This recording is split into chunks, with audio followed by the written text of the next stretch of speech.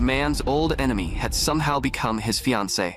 She didn't just show up in his bed right on time every single day. She even refused to leave him alone when he went to take a bath.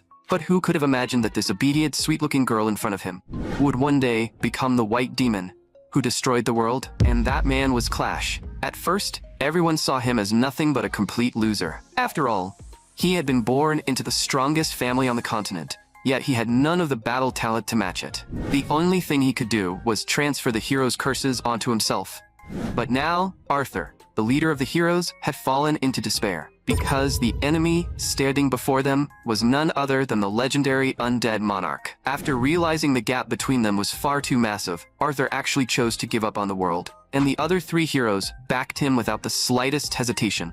Watching all of this unfold, Clash barely held back his rage and snapped, "You bastard, what the hell are you doing? Do you have any idea how many people died just to get you all this far?" But then Third Princess Green shouted at him to shut up. "What would a useless nobody like you know? Lord Arthur has already done everything he can. He's completely out of options. Besides, you're just a filthy thief. What gives you the right to lecture my Arthur?" Looking at the ugly expression on her face, Clash could hardly believe what he was seeing. He pointed at her in fury. "How dare you call the man who saved your life trash? Without me, none of you would have ever made it here. Did all of you forget that? Fine. Then let me help you remember." Then Clash turned toward the red-haired girl clinging to Arthur and crying, "Abella, you had no voice, so you couldn't use magic. You were the one who begged me to steal your curse. But while I was suffering under that curse, you attacked me, trying to erase the one person who knew the truth. Heartless as ever. You really haven't changed at all. And you, the woman they call the strongest spear. In reality, you're just an idiot who acts without thinking. Back then, you got cursed because of your own reckless stupidity. And didn't you come crying to me for help?" Right after that, Clash raised a hand and brushed his fingers over his long blinded right eye. "And you bastard, are the worst of them all. Back at the academy, we were even from the same faction. But you targeted me every chance you got, even beating and humiliating me in public, again and again. And in the end, I still took the high road and healed your eyes. Because you were one of the heroes of this era, while I was just a failure who couldn't even fight. I can almost understand those three. But why did you have to be the first one to give up? You're the one with the power to save this world. Back then, you were the reason I agreed to join this party in the first place. So how can you just give up on the world so easily now?" After hearing Clash's words, Arthur showed no emotion at all. He said this was not the first time he had watched the world end. This was because he possessed the broken skill known as time reshaping, which allowed him to start over again and again. And this time, he had even obtained a memory inheritance technique, allowing the other three to keep their current memories when they returned to the past. That way, they could grow stronger faster and lower the chance of the next world ending. When Clash heard that Arthur only planned to bring those three women back with him, he stared at him in disbelief and demanded, "I saved you people over and over again.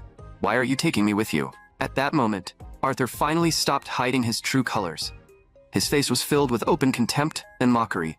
"Because we don't need a useless nobody like you. Sure, your ability helped us a lot. But why would I waste magic bringing you back with us? We can just find the version of you in another timeline. Wouldn't that be much easier to control? Besides, that version of you can absorb even more negative effects." Only then did Clash realize they had never seen him as a teammate from the very beginning. They had always planned to use him up and throw him away like a disposable tool. "Goodbye, idiot. I'll meet you again in the next life, and I'll use you over and over again." Clash wanted more than anything to stop them, but the negative curses built up inside his body were tearing him apart, and his consciousness was starting to fade. Even so, through sheer willpower, he activated Devour one last time. In truth, his Devour ability could do more than transfer curses. It could even steal skills. But he had never used it on Arthur and the others before because stealing skills was extremely hard to pull off, especially when their skills were all absurdly powerful. But now Clash had no reason to hold back. A vicious mouth appeared in the palm of his hand, and countless streams of pitch-black magic surged out of it. Meanwhile, Arthur, who was in the middle of casting time reshaping, noticed something was wrong. But at first, he only looked down on Clash with disdain.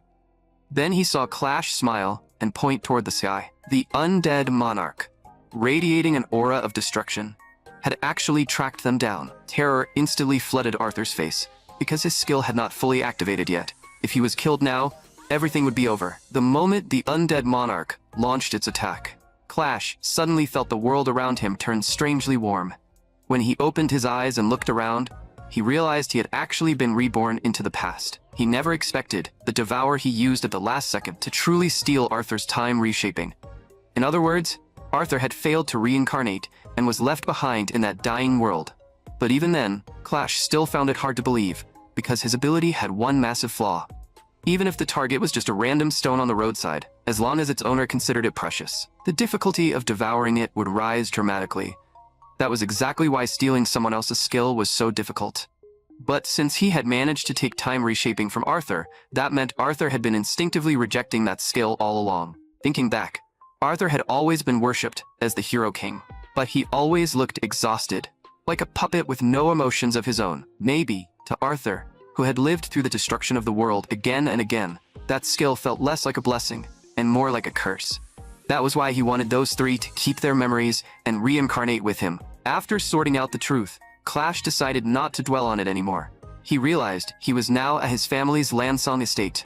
That meant he had already gone through the family's proof ceremony. It was a ceremony used to test talent and skills. Yet despite being a direct descendant of the main bloodline, Clash had been judged a failure, and that was why he had been sent away to Lansong estate, far from the main family. At that moment, a gentle-looking butler came up to Clash. The moment Clash saw him, he could not help feeling emotional. He never thought he would get another chance to see this man again. But in the next second, Clash's face darkened. "Didn't my brother order you to get rid of me? So when are you planning to poison me?" Hearing that, the butler's face filled with shock and terror.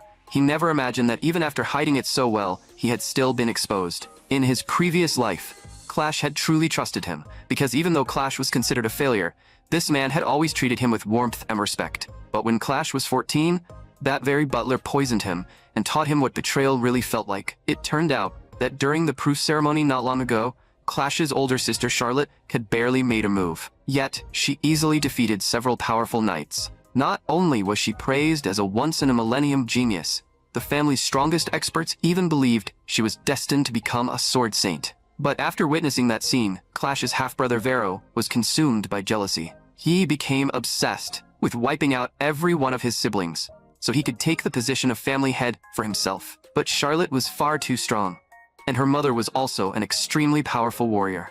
So Vero decided to start with Clash, the weakest of his younger brothers. Soon after, he approached Clash's butler. "As long as you make that guy drink this, I'll take care of your daughter's treatment." At first, the butler refused without the slightest hesitation. "I watched the young master grow up. To me, he is like family. There's no way I could ever lay a hand on him." Seeing that, Vero simply threatened him outright.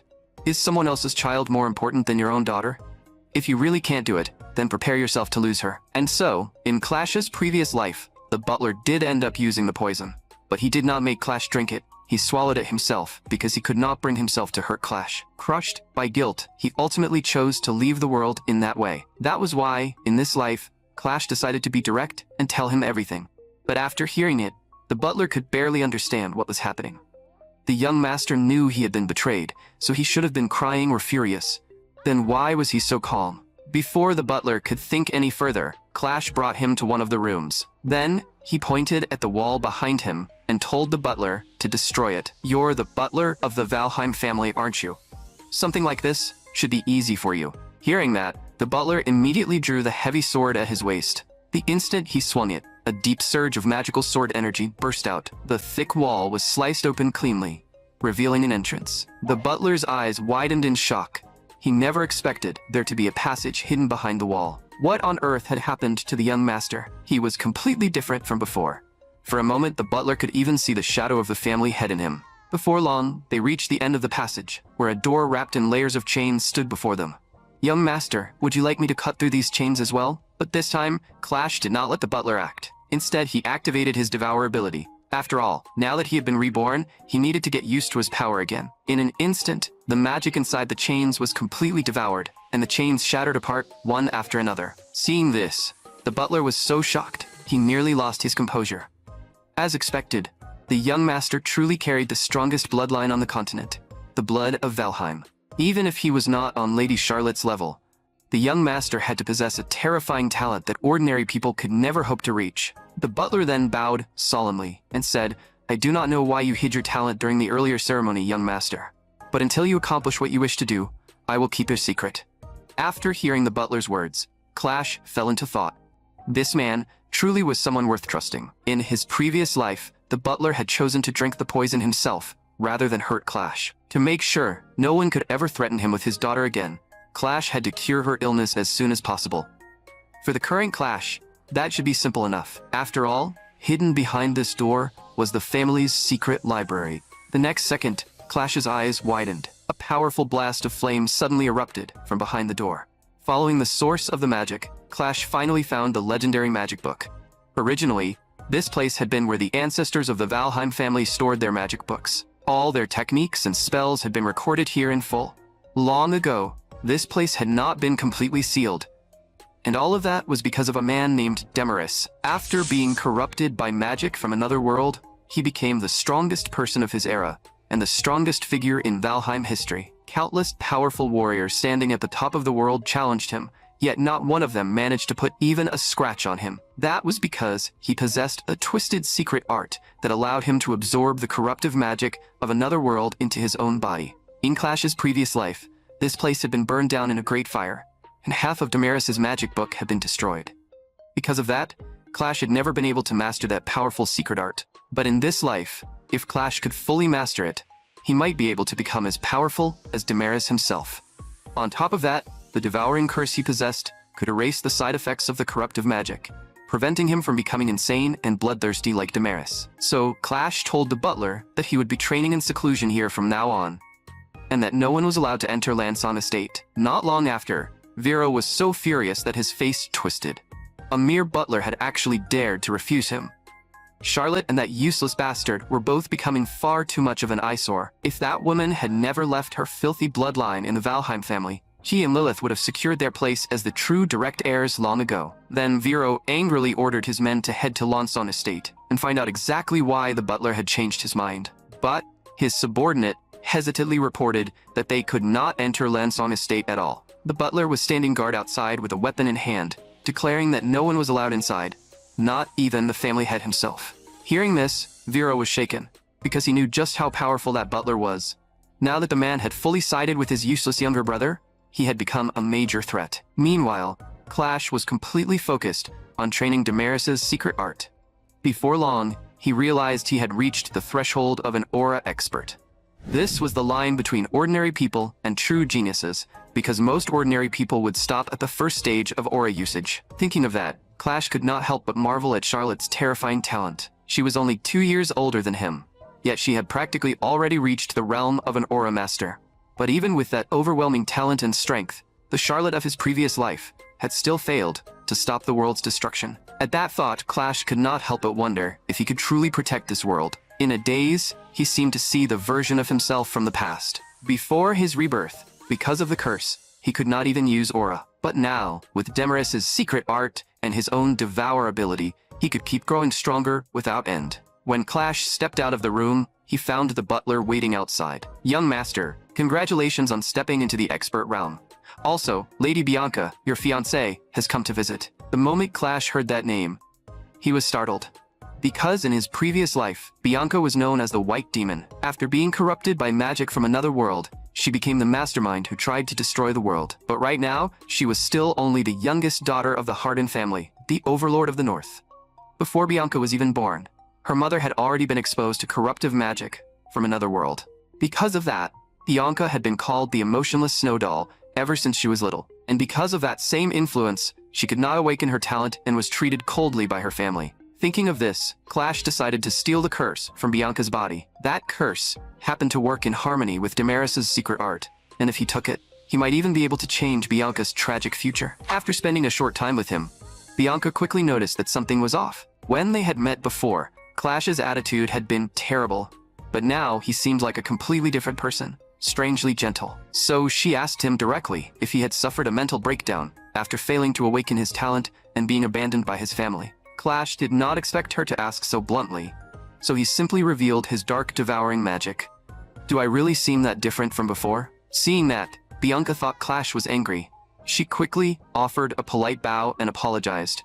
"I'm sorry, I spoke too bluntly earlier. I did not mean to offend you." Looking at Bianca in front of him, Clash could not help falling into thought. She was exactly the same as he remembered from his previous life. Her expression almost never changing. Even in his previous life, when she was dying in the Arctic Sea, she had not shown the slightest wavering. To ease the mood, Clash said he had a proposal, but before he could continue, Bianca stared straight at him and asked, "Is this about our engagement?" Clash did not expect her thoughts to jump that far. How did the conversation suddenly land on their engagement? Actually, I've already been driven out of the main Valheim family. If you want to cancel the engagement, I won't object. But after hearing him, Bianca only let out a quiet sigh. Then, she looked at him seriously and said, "My fiancé is you, not the Valheim family. So why would I break off the engagement with you?" Her blunt words made Clash's face flush slightly. He cleared his throat and forced himself to calm down. Then he slowly reached his hand toward Bianca. "I want the snow doll curse inside you." Hearing that, Bianca was startled. Even the strongest curse breakers were helpless against this curse. Could Clash have given up on himself after being abandoned by his family? To the point that he wanted to use this curse to erase his own emotions? The more Bianca thought about it, the more she felt Clash might have the mental illness she had heard rumors about. Her grandfather, who had been a mind mage, once told her that when someone with a terrible temper suddenly became gentle and cheerful, it was often a sign that they were about to break down. If someone close to her ever became like that, she had to stay by their side. So Bianca took Clash's hand without hesitation. "It's okay. You don't need a curse to overcome this. You just need to control your emotions." Clash's face was filled with confusion. He truly could not understand why she was doing this. But before he could ask, Bianca said she would come visit him often from now on. Or she could simply move in. In Clash's memory, Bianca had always been painfully straightforward. But he still felt like she had misunderstood something. Since things had already turned out this way, Clash decided to secretly try transferring the curse from her body first. A deep, dark magic slowly wrapped around Bianca. But Clash was surprised to discover that transferring this curse would not be easy. A condition lock even appeared. He could only continue once he became her friend. It seemed Bianca had carried this curse since birth, so she already saw it as part of her own body. Because of that, using Devour to transfer the curse became far more difficult. And because Bianca had no emotions due to the curse, she was basically interested in nothing. Becoming her friend would probably be extremely difficult. But Clash could not just leave her alone either. If he did, it would only speed up her transformation into the White Demon. He had to find a way to keep her by his side. That way, he could stop her from becoming the White Demon, while also obtaining the Snow Doll curse, and greatly increasing his own strength. So, Clash held her hand and said, "It would be nice if we could see each other more often. I'm happy to see my fiancé." Hearing that, Bianca stated seriously that she would go home first, talk to her father, and then come back. Clash figured she would probably return in about a month. So before then, he needed to read as many magic books as possible. But to his shock, Bianca appeared in front of him again the very next day. And this time, she had brought her luggage with her. After they lived together for a while, Clash discovered a serious problem. Every morning when he woke up, Bianca would somehow be lying beside him. He had no idea when she crawled over in the middle of the night. "Good morning. But why are you in my bed?" Clash asked. Bianca replied, "That should be my line." Before he knew it, they had already been living together for several months. The thing that troubled Clash was that Bianca followed him everywhere, never leaving his side. Even when he went to take a bath, she refused to leave him alone. But because the Snow Doll curse had left Bianca emotionless since childhood, Clash still had not truly become her friend. On top of that, Clash realized he had already hit a bottleneck. If he wanted to break through, the fastest way was to take Bianca's curse as soon as possible. Because 1 year later, it would be time for Clash to enter Rahel Academy, a hero academy jointly founded by the Four Kingdoms and the Empire. In his previous life, many of its students later became heroes who fought against the invasion from another world, including the 4 people who had betrayed Clash. Clash knew their weaknesses better than anyone. Once he entered the academy, he would be able to steal their skills with ease. Just as Clash was wondering when Bianca would finally see him as a true friend, he suddenly received an invitation from the Star Temple. It was the place where the younger generation of nobles held a gathering every year. In his previous life, Clash had been devastated after being driven out of his family, so he simply ignored the invitation. But this time, he planned to go, because that person would likely appear there. With that person's help, the butler's daughter could be cured. What surprised Clash, however, was that when Bianca heard he was going to attend the gathering, she insisted on going with him. "Those nobles will definitely bully you because you were driven out of your family. As your fiancé, I'll take responsibility and protect you. Hearing that, Clash could not help ruffling her hair. Because of the snow doll curse, Bianca could not express emotion, but that did not mean she was cold inside. At that moment, however, Bianca felt a little gloomy, because she realized Clash always looked at her with pity. Still, the past few months they had spent together had been truly pleasant for her, giving her the first taste of warmth in her gray life. That was exactly why she did not hate this political engagement. On the way to the Star Temple, Bianca slept soundly, while Clash could not help wondering how much manpower and wealth had been poured into building such a place. It was true that nobles were the main force against the invasion from another world, but most of them were useless trash who only knew how to chase pleasure. Who knew how many decent people would actually be at this gathering? The moment Clash entered the hall with Bianca, they drew quite a bit of attention. People whispered that the useless son of the strongest family on the continent and the cursed daughter of the northern ruler were honestly a perfect match. Among them, 3 nobles with a striking presence also looked at Clash with curiosity.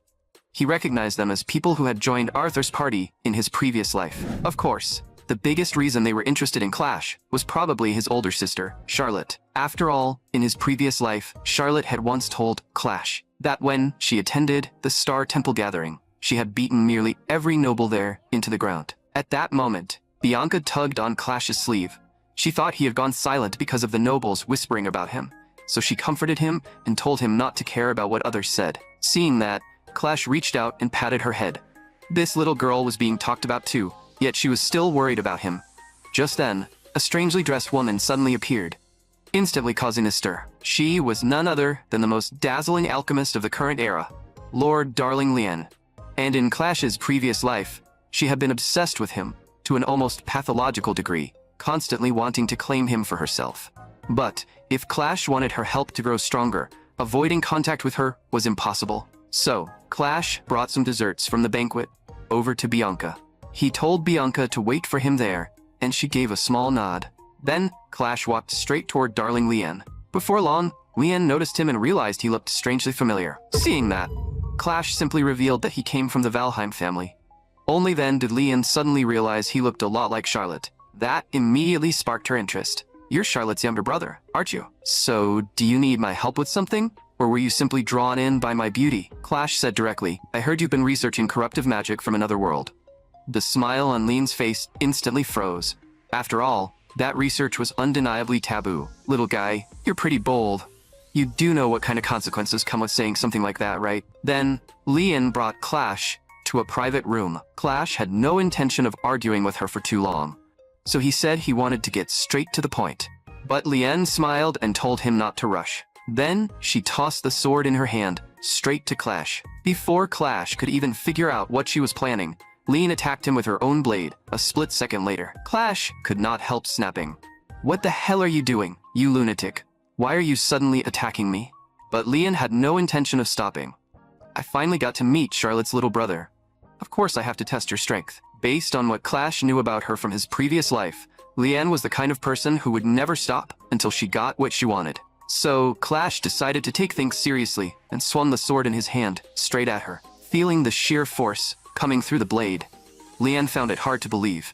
She had heard Clash was just a failure who hadn't awakened any talent, yet his strength was shocking. After proving his strength, Clash had no intention of wasting more time with her.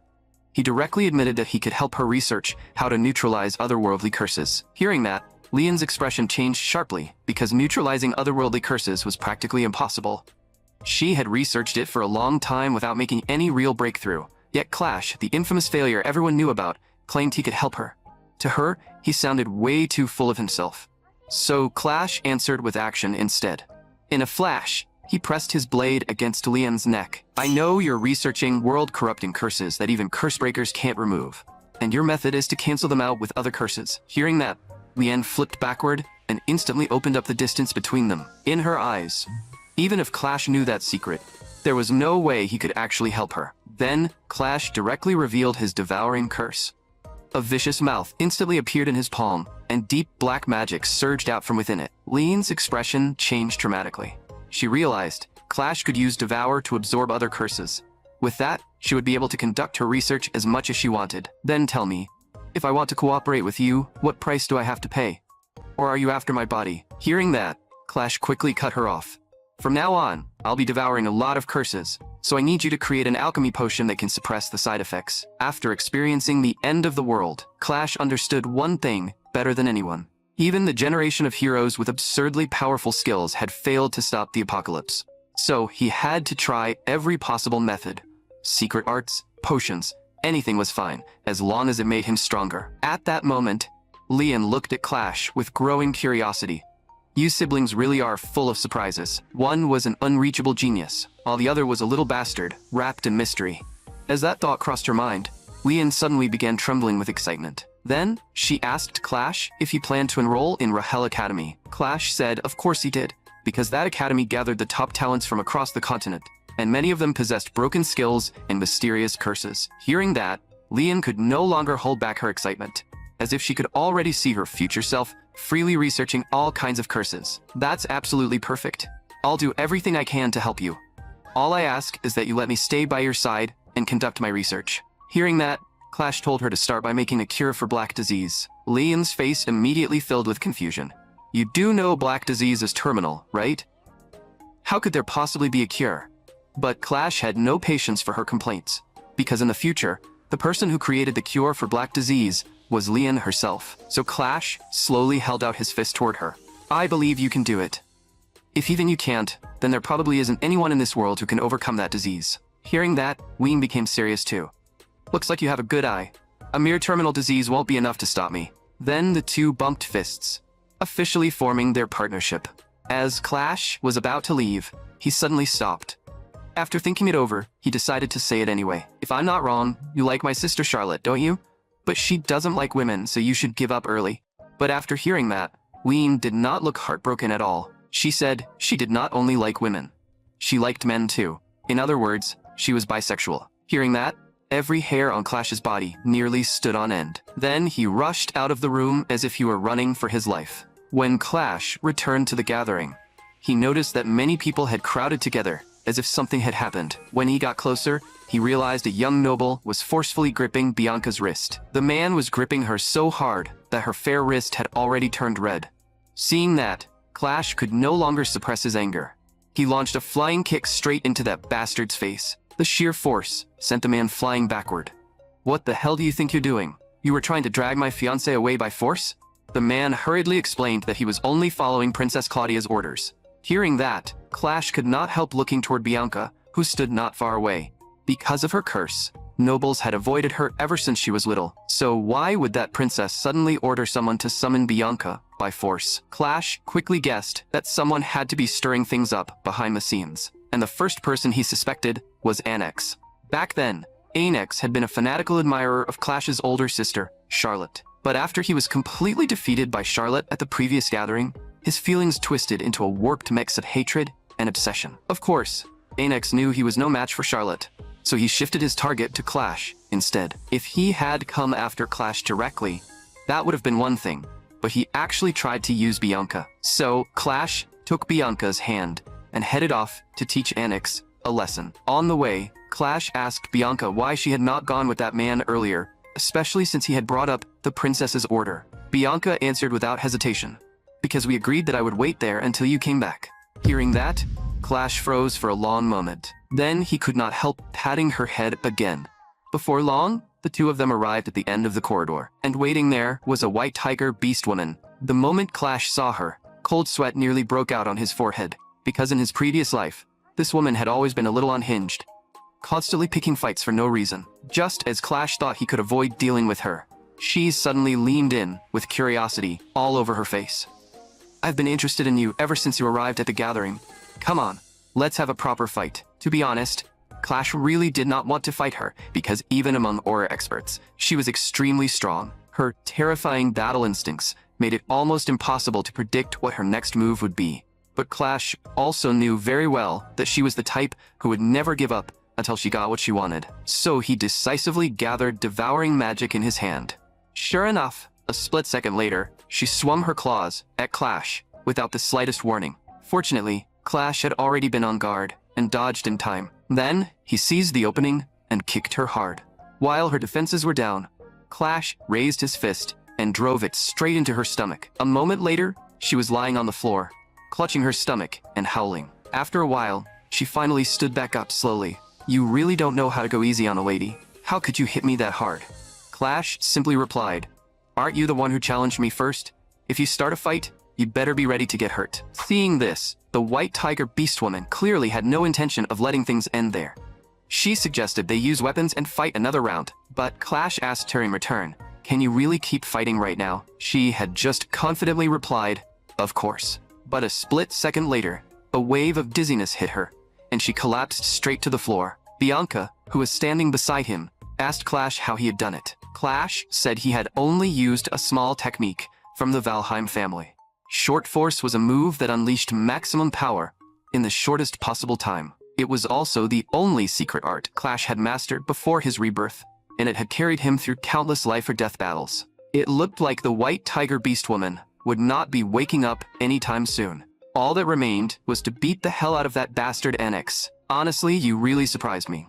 I never thought you'd even defeat Balak the white tiger. Clash had no patience for his nonsense. You had the second princess send someone after my fiancé earlier, just to draw me out, didn't you? Hearing that, Annex's lips curled into a cold smile. I didn't expect a useless fool like you to figure that out. Clash said that as long as he beat Annex into the ground today, all those rumors about him being useless would naturally begin to change. Of course, that was not his only goal. More importantly, he wanted to steal Annex's skill too. Back in his previous life, Clash had spent a long time with Annex.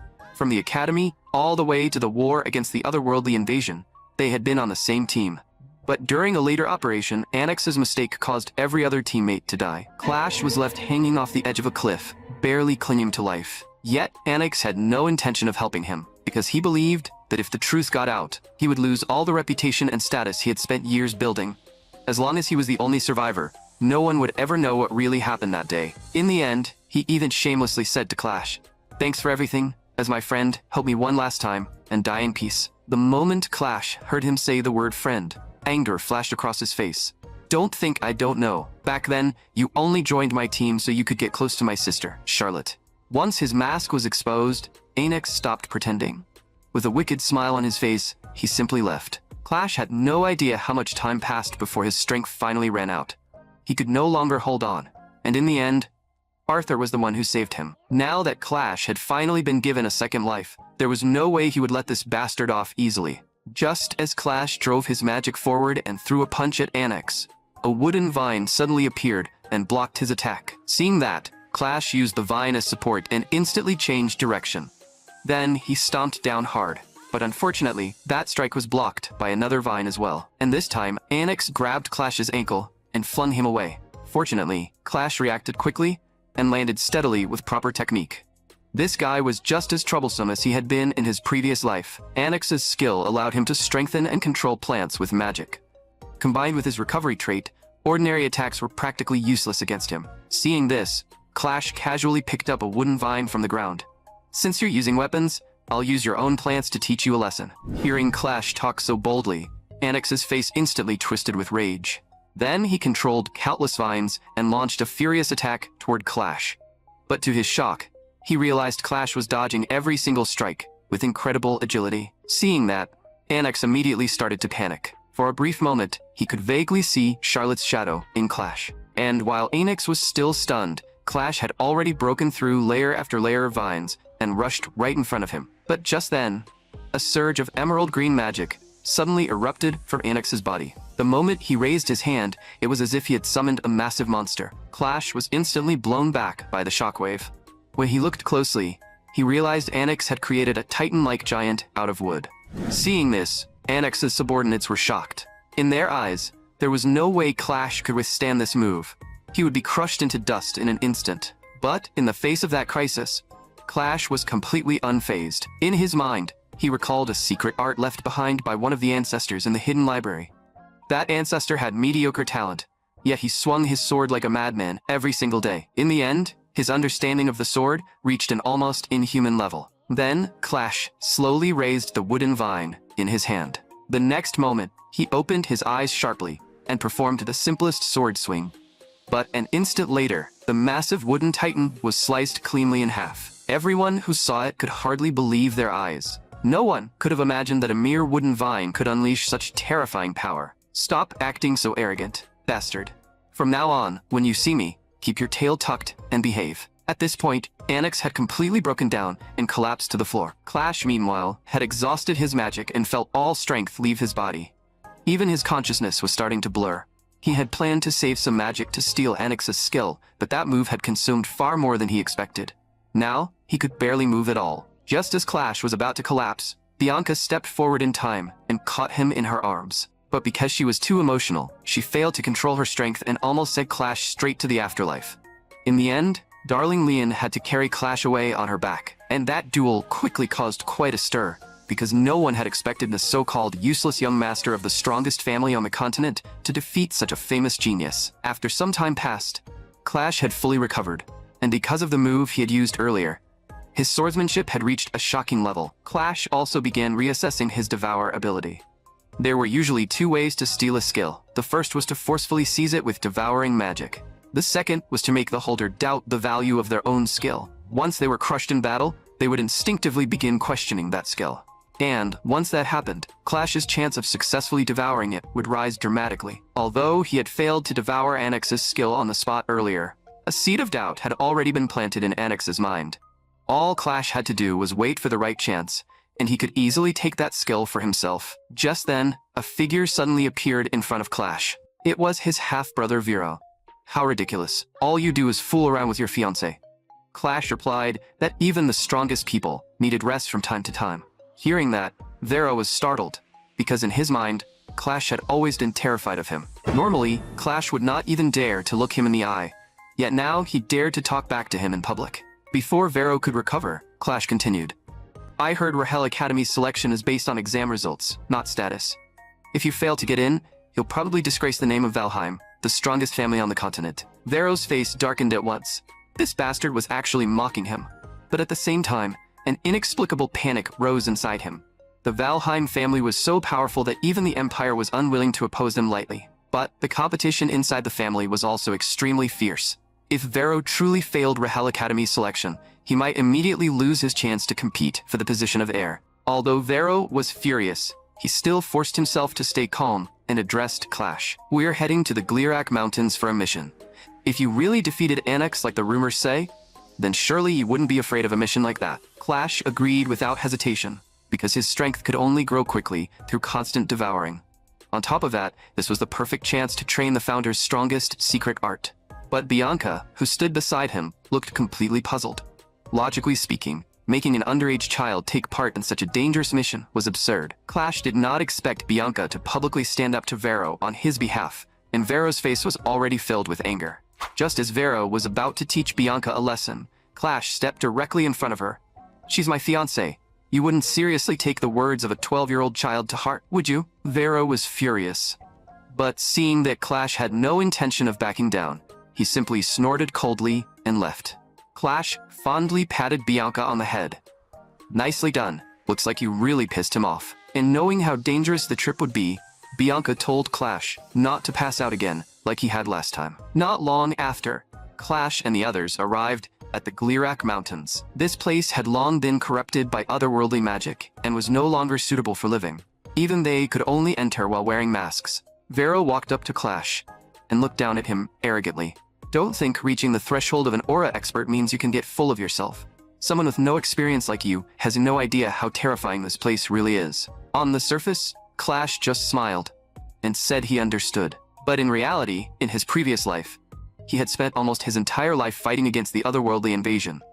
In terms of experience alone, there were probably very few people who could compare to him. More importantly, Clash had come here to test the founder's strongest secret art. Once he mastered it, his strength would make a massive leap. After some time passed, Vero was shocked to realize that there was not even a trace of fear on Clash's face. Not only was Clash calmly cutting down the attacking monsters, he was also skillfully teaching the others how to survive in this place. Seeing the knights look at Clash with admiration, Vero's face darkened with jealousy. After all, when Vero had first come here on a mission, he had been so terrified that he fled in panic, making himself look utterly pathetic. The more he thought about it, the more unhinged he became. If this younger brother kept growing, he might become the next Charlotte. And when that happened, Vero would become the failure among the family's heirs. Not long after, they reached the deepest part of the Glirak Mountains. Feeling the thick, otherworldly corruptive magic in the air, the knights could not help showing panic on their faces. But Clash seized the chance to quietly remove his mask and began greedily absorbing the corruptive magic. But an instant later, he coughed up blood and collapsed to the ground. The violence of this magic truly exceeded Clash's expectations, but that was exactly why it could make him stronger. Then, Clash quietly activated the founder's secret art and began fusing the corruptive magic with his own body. Before long, he felt a surge of madness rush through him. Any ordinary person with a weak mind would probably lose their sanity in an instant. But Clash did not panic at all. Instead, he activated another secret art. After the founder Demaris's twisted secret art had been completely sealed away, a blind ancestor created an extremely powerful secret art of his own. It was the Sixth Sense, a technique that granted the user supernatural perception. With the help of the Sixth Sense, the side effects of the founder's secret art were greatly reduced. But as long as Clash continued absorbing otherworldly corruptive magic, there would eventually come a day when he could no longer suppress that violent energy. That was why, in the end, he still needed the snow doll curse inside Bianca. Only then could he truly neutralize the side effects of the founder's secret art. But right then, Clash suddenly sensed a terrifying presence. When he turned around, he saw a vicious monster standing dangerously close. The monster had a strange human face growing on its head. As if it possessed some kind of mimicry ability, it had silently appeared right beside Clash. Seeing this, Vero paled in shock. He could not understand why such a terrifying monster had appeared in the Glirak Mountains.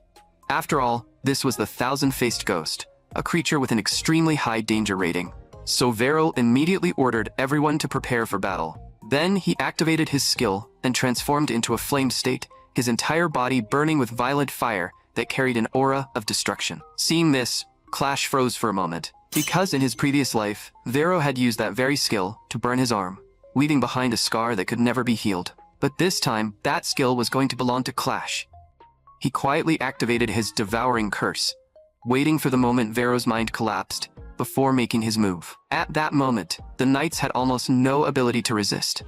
The instant they came into contact with the Thousand-Faced Ghost, their souls were nearly stolen. Then, Vero suddenly unleashed several slashes of sword energy, forcing the Thousand-Faced Ghost back. In the next moment, raging flames completely engulfed it. Seeing this, the knights burst into cheers. Lord Vero truly is a direct descendant of Valheim, the strongest family. Even the legendary Thousand-Faced Ghost is being completely suppressed by him. Listening to their praise, Vero's ego swelled. Then, he began searching for Clash.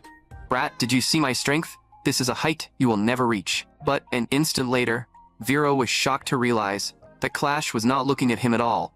Instead, his eyes were locked onto the Thousand-Faced Ghost. Sensing that something was wrong, Vero hurriedly turned back. Only then did he discover that his flames had not burned the Thousand-Faced Ghost to ashes. Instead, they had pushed it into a berserk state. Every human face on its body was now weeping black tears of blood. That eerie sight filled Vero with an inexplicable fear. To prevent the situation from getting any worse, he decisively attacked again. At the same time, he called for all the knights to launch an attack together. But Vero realized that not a single person responded. At first, he thought the knights had been scared stiff and no longer dared to fight. Yet when he turned back to scold them, he found every one of them standing there in silence, completely frozen. It was the Thousand-Faced Curse, but they had not even touched the Thousand-Faced Ghost. When had they been cursed? Suddenly, Vero was horrified to discover that half of his own face had vanished as well. That meant he had also been struck by the Thousand-Faced Curse. After feeling the overwhelming difference in strength between them, Vero no longer had the courage to face the Thousand-Faced Ghost. Even his own skill had unknowingly deactivated. By the time he came back to his senses, he was already running away. Why was something like this happening to him? And right then, it was as if he heard the whisper of a demon. "You lost all your knights and ran for your own life like a coward.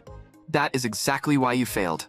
Before long, the Thousand-Faced Ghost caught up and condensed a massive hand from its eerie corruptive magic. Seeing this, Vero hurriedly drew his sword and tried to block it. But he was still a step too slow, and the giant hand struck his arm directly. After an unknown amount of time, Vero finally woke up from unconsciousness and realized he was being dragged along the ground. When he looked carefully, he saw that the one dragging him was actually his youngest brother. Seeing that Vero had woken up, Clash explained, "When you were fighting earlier, I was watching from a distance. After the monster activated the Thousand-Faced Curse, all of you lost the ability to resist. Luckily, I avoided looking at the Thousand-Faced Ghost and used the chance to get you out." After hearing Clash's words, Vero struggled free from him and stubbornly claimed he did not need Clash to save him. Clash asked in return, "You can't even use magic in your current state. Are you sure you don't need my help?" At first, Vero arrogantly insisted that he needed no help at all, but a split second later, the sound of the monster scared him into a cold sweat, and he hurriedly asked Clash how much farther they had to go before leaving the corrupted zone. Clash said they had already walked for a long time, yet still had not reached the edge. Most likely, this corrupted zone had been completely sealed off, and the only way to leave was to kill the thousand-faced ghost. Vero had sunk completely into despair. So, Clash lied and said Charlotte had taught him a secret art, and that was also why he had been able to defeat Annex earlier. "You may not believe in my strength, but you trust Charlotte's power, don't you? As long as you give me a small portion of authority over your flame skill, I can combine it with the secret art Charlotte taught me and unleash tremendous power." In the end, with his mental defenses completely broken, Vero had no choice but to compromise. And with a single slash, Clash instantly killed the thousand-faced ghost that had driven countless knights into despair. After witnessing all of this, Vero broke out in a cold sweat. In his mind, Clash had always been a useless nobody. He never imagined Clash had been hiding such terrifying power. Even worse, Vero was horrified to discover that he could no longer use his flame skill. Furious, he swung his sword at Clash and demanded to know what he had done. But at this point, Clash stopped pretending and fully revealed his devouring magic. "You idiot. My target was your skill from the very beginning." As it turned out, the conditions Clash needed to steal Vero's skill were actually very simple. First, Vero had to voluntarily hand over partial authority over the skill. Second, Vero had to believe that Clash was better at using that skill than he was. And Clash's earlier slash had completely shattered Vero's pride, allowing Clash to steal the skill effortlessly. Then Clash swung his sword at Vero without mercy. Vero collapsed to the ground in agony, screaming non-stop. But Clash had no intention of letting him off that easily. After all, Vero had bullied him ever since they were children. At first, Clash had once wanted to repair their relationship as brothers. But later, Vero tried to kill him again and again. "In my previous life, when you burned my face and arm with your flames, I was just like you are now, writhing and screaming on the ground in pain." Before long, Vero stopped struggling and stopped breathing completely. After that, Clash returned to the family as the only survivor of the mission. Vero's butler screamed hysterically, "Why did Lord Vero have to fall, while that failure came back alive?" The chief butler immediately warned him to watch his words. "As a servant, you have no right to speak about the young masters like that." And according to the young master, Lord Vero sacrificed himself to protect him. Seeing this, Clash felt much more at ease. It seemed they did not suspect him. Not only had he mastered the strongest secret art to absorb corruptive magic and strengthen himself, but he had also fused it with Vero's flame skill, obtaining a new skill called Flame of Destruction. Not long after, a woman claiming to be from the Corruption Investigation Bureau came looking for him. It turned out that the area where they had carried out the mission had suddenly shown a sharp rise in otherworldly corruption, and even an extremely dangerous monster like the thousand-faced ghost had appeared. But when Clash saw the black star on her neck, he could not help feeling startled. So he decided to lay everything out directly. "I want to make a deal with you. As payment, I can help you remove your immortality." Since Clash had exposed her hidden identity in a single sentence, she simply revealed her true form. "Little one, are you a regressor?" Clash was not surprised that she could guess his identity. After all, immortals had endless lifespans and had naturally seen all kinds of absurd skills. How arrogant. A regressor trapped in an endless time loop claims he can erase someone like me, someone who has surpassed time itself. Seeing that, Clash answered with action. A vicious mouth instantly appeared in his palm. Then intense devouring magic surged out of it, rushing toward the immortal. Feeling that terrifying curse that seemed capable of devouring everything, she felt a fatal threat for the first time in ages. Ever since the otherworldly immortal planted the curse of immortality on her, she had spent hundreds of years madly increasing the corruption level of this world, because only then could she finally reach her end. And now, someone capable of devouring curses had actually appeared. So she suppressed her excitement and asked Clash what he wanted her to do. Clash said he needed her to help him grow stronger as quickly as possible, because only then could he fully devour the curse inside her. Hearing that, she could no longer hold back her joy. Powerful and sinister energy swirled around her body. "I, Scarlet Moon, will make you the strongest person in this world." Feeling that overwhelming presence, Clash could not help being shocked. He knew very well that immortals afflicted by that curse would have their true bodies fall into slumber. The Scarlet Moon in front of him was actually only a magic projection. Even so, she possessed suffocating power. In his previous life, Scarlet Moon had once driven them into a desperate situation. Her own strength rivaled Arthur's, and she also commanded an endless army of servants. When Scarlet Moon saw Clash standing there in silence without responding, she smacked him on the head. Just as the two were about to leave, a cloaked woman suddenly appeared in front of Clash. "Young master, your mother has summoned you." Hearing that, Clash was a little surprised. Ever since he had been judged a failure and driven out of the main family, his mother had never shown herself. Before Clash could respond, the cloaked woman continued. "The family head sent word. Once he returns from the Forbidden Land, he intends to meet with you, young master. That is why Lady Arya wants you to remain here until the family head returns and sees you." Hearing that, Clash was deeply shocked. After all, his father was rumored to be a demigod-level warrior. There was a chance he could see through Clash's secret. "Since this isn't an order personally given by my father, I'll head back for now. When father summons me, I'll return. Or perhaps he'll come find me himself." After that, Clash left the main family, while Scarlet Moon transformed into a crow to avoid drawing attention. Only after Clash kept persuading her did she finally change her feathers to black. "Now I look like a crow, right? Look at my feathers. They're as black as your soul." Not long after, Clash finally arrived back at Lansong Estate, and Bianca, who had heard he was returning, had apparently been waiting for him for God knows how long. Just then, the butler hurried over and said, "Darling Lian had sent a letter." When Clash opened it, he discovered that she had actually created a cure for black disease and would personally deliver it soon. So Clash told the butler to be careful and respectful when Lian visited, because she would become his benefactor. After all, the butler's daughter was suffering from the terminal illness known as black disease. At that moment, the butler quietly told Clash that Lady Bianca had actually been very worried about him. After hearing that Clash had been affected by corruptive magic, she had kept insisting on going to the main family to see him. After hearing the butler's words, Clash finally remembered that he had not checked Bianca's curse lock in a long time. Then, to his surprise, he discovered that the first unlock condition, becoming her friend, had already been completed. That meant he was only one final step away from fully transferring the curse inside Bianca. When that happened, Bianca would gain emotions, and Clash's strength would also undergo a complete transformation. But what Clash never expected was that the second unlock condition was for him to become her lover. At that moment, Bianca noticed Clash staring at her in silence, and her innocent little face was filled with pure confusion. To hide his embarrassment, Clash directly handed her the crow that Scarlet Moon had transformed into. Scarlet Moon was held in Bianca's arms and petted for quite a while before finally escaping. Then she immediately flew onto Clash's head and took fierce revenge. "That little girl looks ice cold, but she seems to like you quite a bit." Then, Scarlet Moon suddenly changed the subject. "Playtime is over. Next, I want to test your strength." Sometime later, Clash lay on the ground, completely exhausted. Scarlet Moon, however, was genuinely shocked. She had not expected Clash's talent to be this bad. Although his current strength was enough to crush geniuses his own age, that was only because he had the rich experience of his previous life. At this rate, it probably would not be long before those true geniuses surpassed him.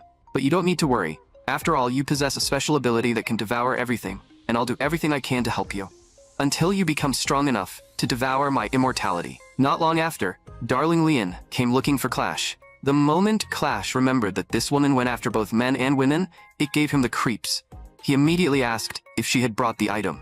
Right after that, Lian proudly took out a small bottle, and inside it floated a special potion.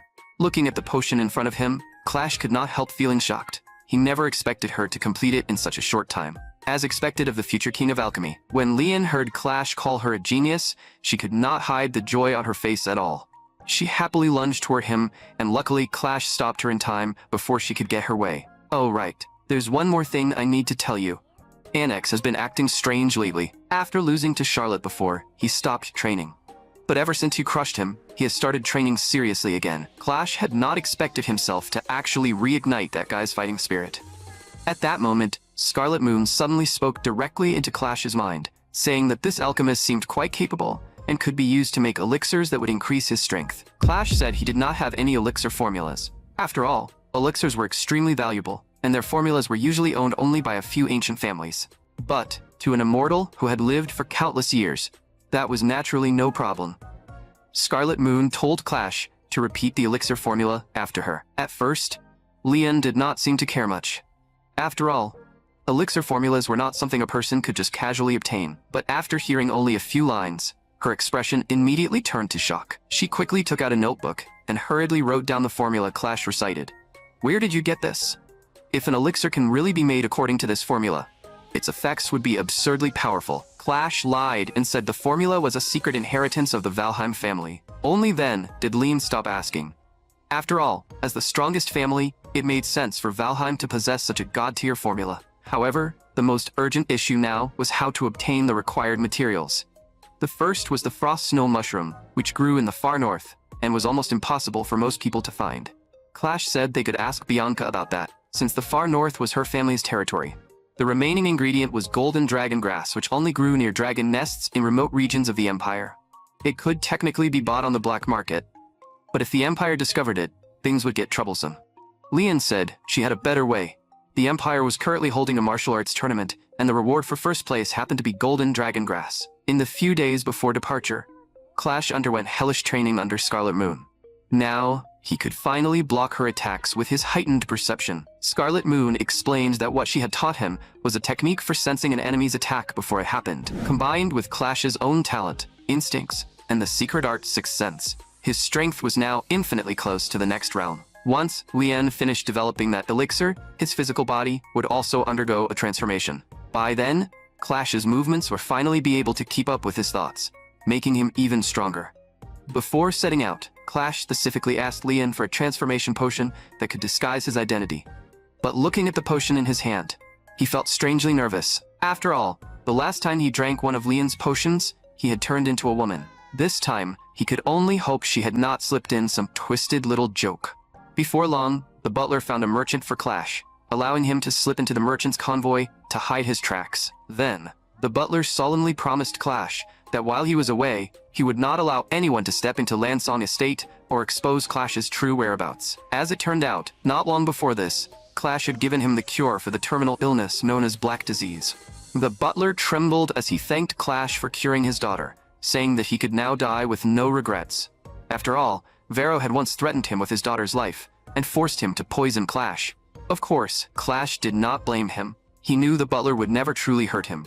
In his previous life, the man had chosen to drink the poison himself rather than harm Clash. "Since I saved your daughter's life, stop saying stupid things like dying to atone. From now on, keep serving me." By then, the butler was already in tears, crying out that he would survive no matter what, and remain loyal to Clash. This time, Bianca did not travel with Clash. To gather all the materials needed for the elixir, they decided to split up. Bianca would return to her family and help Clash search for the frost snow mushroom. On the road to the Empire, Clash did not slack off. He continued killing otherworldly monsters along the way. Then he absorbed the corruptive magic inside them to strengthen himself. But what Clash did not expect was that a group of bandits would attack the merchant convoy. Looking at the girl's beautiful figure, wicked smiles appeared on all their faces. It was obvious they had no intention of letting her go easily. The girl looked at the greedy bandits and fell into despair. Was she really going to be humiliated by them like this? But right then, a dark sword aura suddenly flashed past, instantly killing the two bandits closest to her. Clash stood there with the flame of destruction gathered in his hand, his expression completely murderous. No matter the time or place, trash like you always crawls out to cause trouble. The bandit leader was shocked. This child had actually killed two of his men instantly. At first, however, he was not too afraid. He assumed Clash had only succeeded because of a sneak attack. So he immediately ordered all his men to attack. Clash simply waved his hand, and his sword flew into his grasp from a distance. Then, he casually swung the blade and wiped out every last bandit. Not a single one of them could withstand even one strike. At this point, the bandit leader finally panicked. A mere kid had wiped out all his men. There was no way an ordinary child could do that. So he guessed that Clash had to be a wealthy young master from some prestigious family, which meant he must be carrying even more riches. Without hesitation, the bandit leader swung his axe and attacked Clash. But every full-powered strike he unleashed with his magic was effortlessly blocked by Clash. What enraged him even more was that Clash had not used any magic while defending, making the humiliation cut even deeper. So the bandit leader immediately decided to use that secret art. He raised his battle axe high above his head. Clash also held his sword horizontally, preparing to block the attack. But a flash of wild joy passed through the bandit leader's eyes. "Brat, you finally fell for it." The axe that had been coming down from above suddenly changed its path without warning and slashed toward Clash's waist. This was the secret art he had mastered, Phantom Battle Axe. But a split second later, flames filled with an aura of destruction burst from Clash's body. Under the impact of those flames, the bandit leader's attack instantly lost all force. Clash's face was now filled with anger. If you can use the secret art Phantom Battle Axe, that means you're one of the Butcher Hound's men, right? The Butcher Hound had already been infamous in Clash's previous life. At first, he had been a vicious serial killer. Later, after being corrupted by otherworldly magic, he became a servant of the otherworldly immortal. Just like Clash's fiancée, Bianca, he once tried to sneak into the Empire to carry out a massacre, only to run into Clash's older sister, Charlotte. And that was how his sinful life finally came to an end. That incident was also what made Charlotte truly famous. After all, a 16-year-old girl had defeated a world destroyer. But now, Clash felt a faint sense of unease. There was still a long time before the Butcher Hound was supposed to infiltrate the Empire. So why had one of his men appear here? A strong sense of danger rose in Clash's heart. He immediately decided that once he obtained the golden dragon grass, he would leave this troublesome place as quickly as possible. Not long after, at the registration area for the martial arts tournament, the crowd was packed, and a delicate-looking little girl stood above them, watching everyone with bright excitement. She was none other than the Empire's little princess, Cicely. There must be plenty of talented people in this tournament. I'm going to bring them all to Rahel Academy. Her maid beside her sighed helplessly. If His Majesty finds out, he might faint from anger on the spot. Don't mention my father. The second you say that, I feel like I can already hear his voice in my ear. Looking at the little princess in front of her, the maid, Sarah, could not help feeling a sense of pity. After all, a few years ago, Cicely had been an unrivaled genius, admired by everyone. Even those great figures once said that Princess Cicely might one day rewrite the history of the Empire. But that also made Cicely sense a deadly crisis, because she understood very well that possessing a treasure without the strength to protect it was a crime in itself. She had no powerful faction backing her. If she got dragged into the imperial succession struggle, she would likely lose her life very quickly. So, in order to survive, she deliberately pretended to be arrogant and unruly, all so everyone would think she was just an ignorant little princess. And her acting was truly impressive. Ever since she was 7, she had behaved like an out-of-control troublemaker. In the end, even the powerful figures who had once praised her all believed they had misjudged her. At that moment, Cicely seemed to notice something interesting, and her eyes lit up as she looked somewhere below. Sarah, look at that person. He's giving off such a dark and sinister aura, and there's a pitch-black crow on his shoulder. He looks like a total villain. Maybe he's someone sent by the Valheim family, the Empire's mortal enemy. And she was right.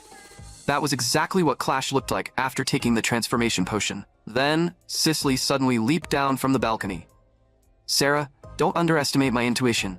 I'm going to meet him. After landing, Cicely hurriedly ran through the area, searching for Clash. But in her rush, she accidentally tripped over someone. Just as Cicely was about to fall flat on the ground, Clash caught her in his arms, just in time. The princess was startled, because she had not sensed Clash nearby at all.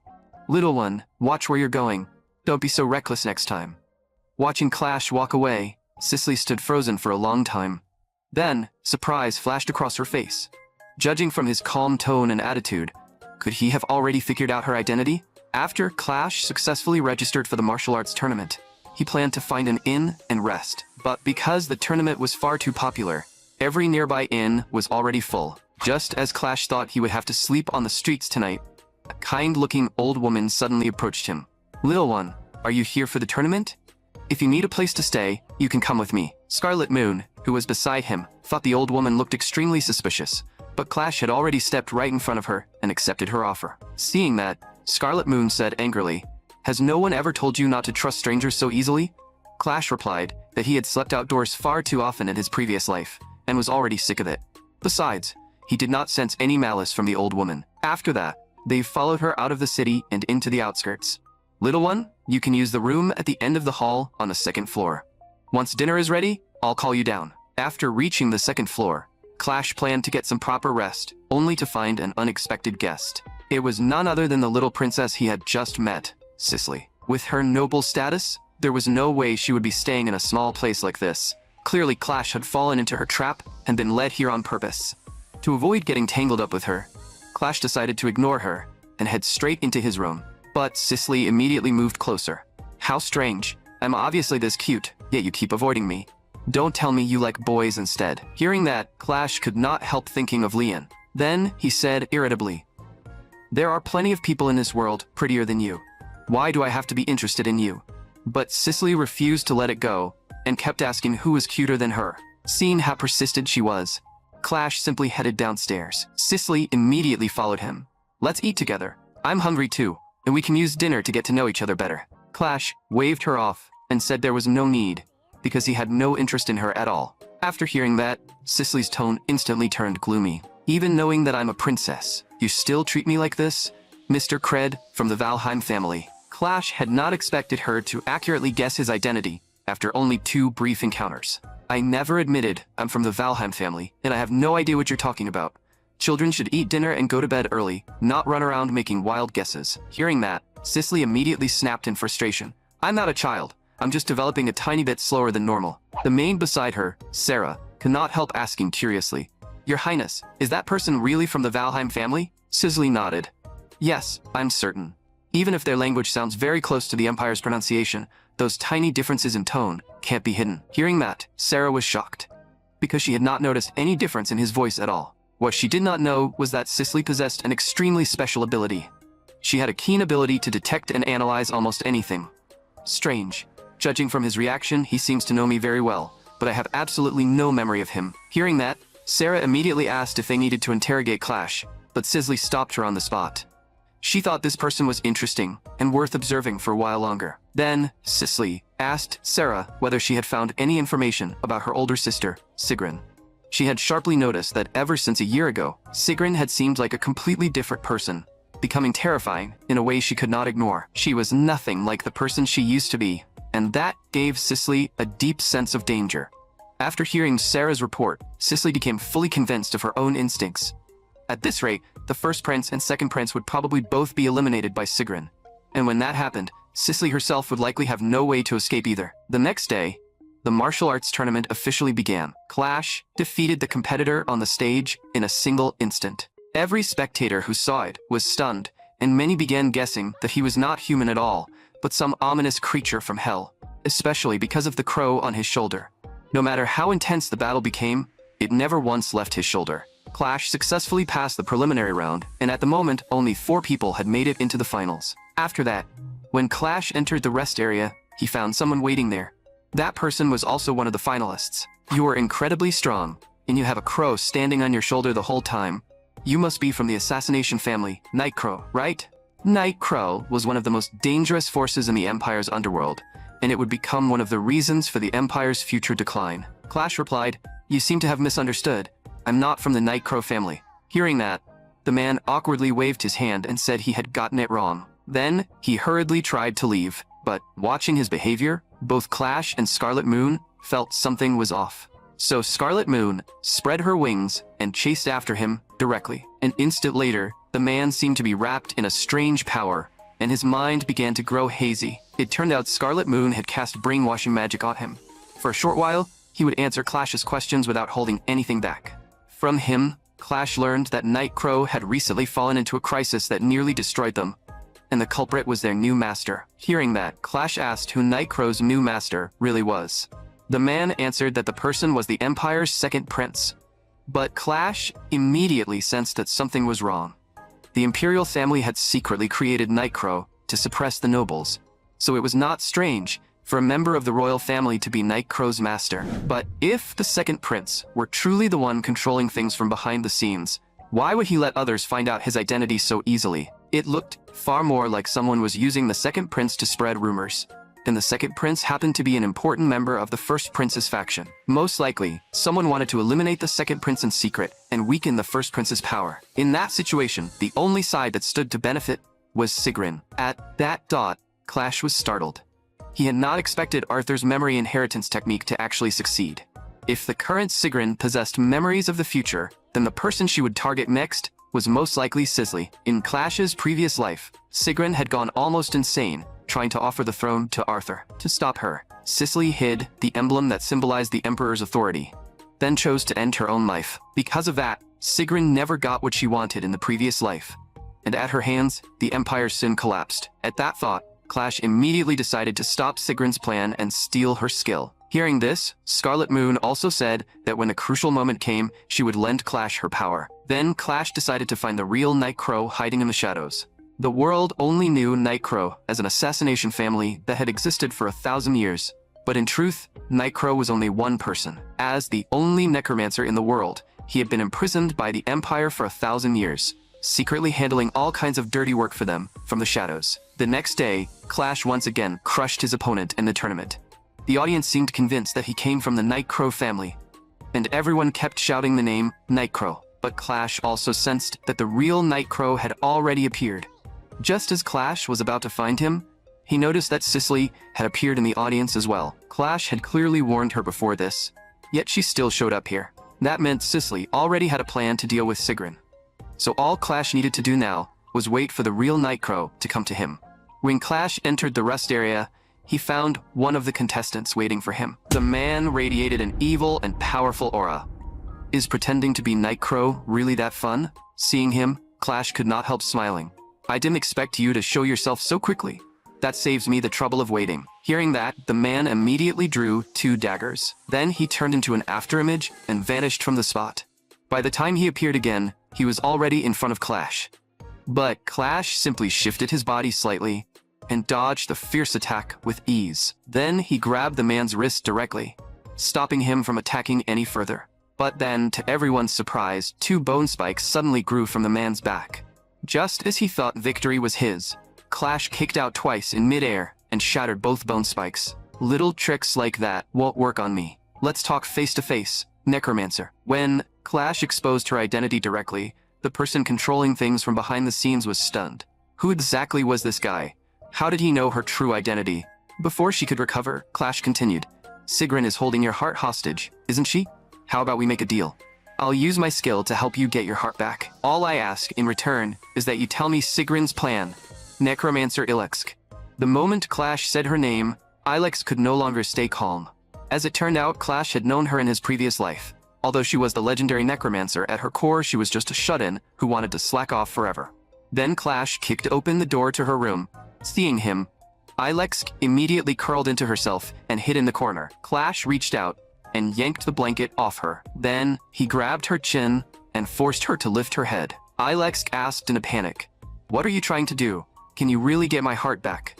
In the next moment, intense devouring magic surged from Clash's palm. Countless chains appeared around Ilex. Clash said to her directly, "Ilex, if you allow me to take control of your heart, I can help you steal it back from that person." Hearing that, she shouted yes without the slightest hesitation. Seeing this, Clash told her not to answer too quickly and to imagine it carefully. "You're already sick of this life, aren't you? If you get your heart back, you can do whatever you want. You can hide in your room every day and have fun to your heart's content. But if you don't get your heart back, the rest of your life will be spent as the royal family's puppet, working endlessly without escape." Hearing that, Ilix could no longer endure it. A powerful and ominous necromantic aura erupted from her body. Feeling that power, Clash could not help breaking into a cold sweat. So this was the strength of the legendary necromancer. Ilix growled in despair. "I've been a slave to this work for 1,000 years. Clash gently patted her head, signaling for her to trust him, then urged her to keep going. Ilix practically roared through her tears. "I want to live an interesting life every day. I never want to work day and night ever again." Feeling her determination, Clash finally became confident that he could use devouring magic to take back her heart. Then Clash asked her what Princess Sigrun was plotting.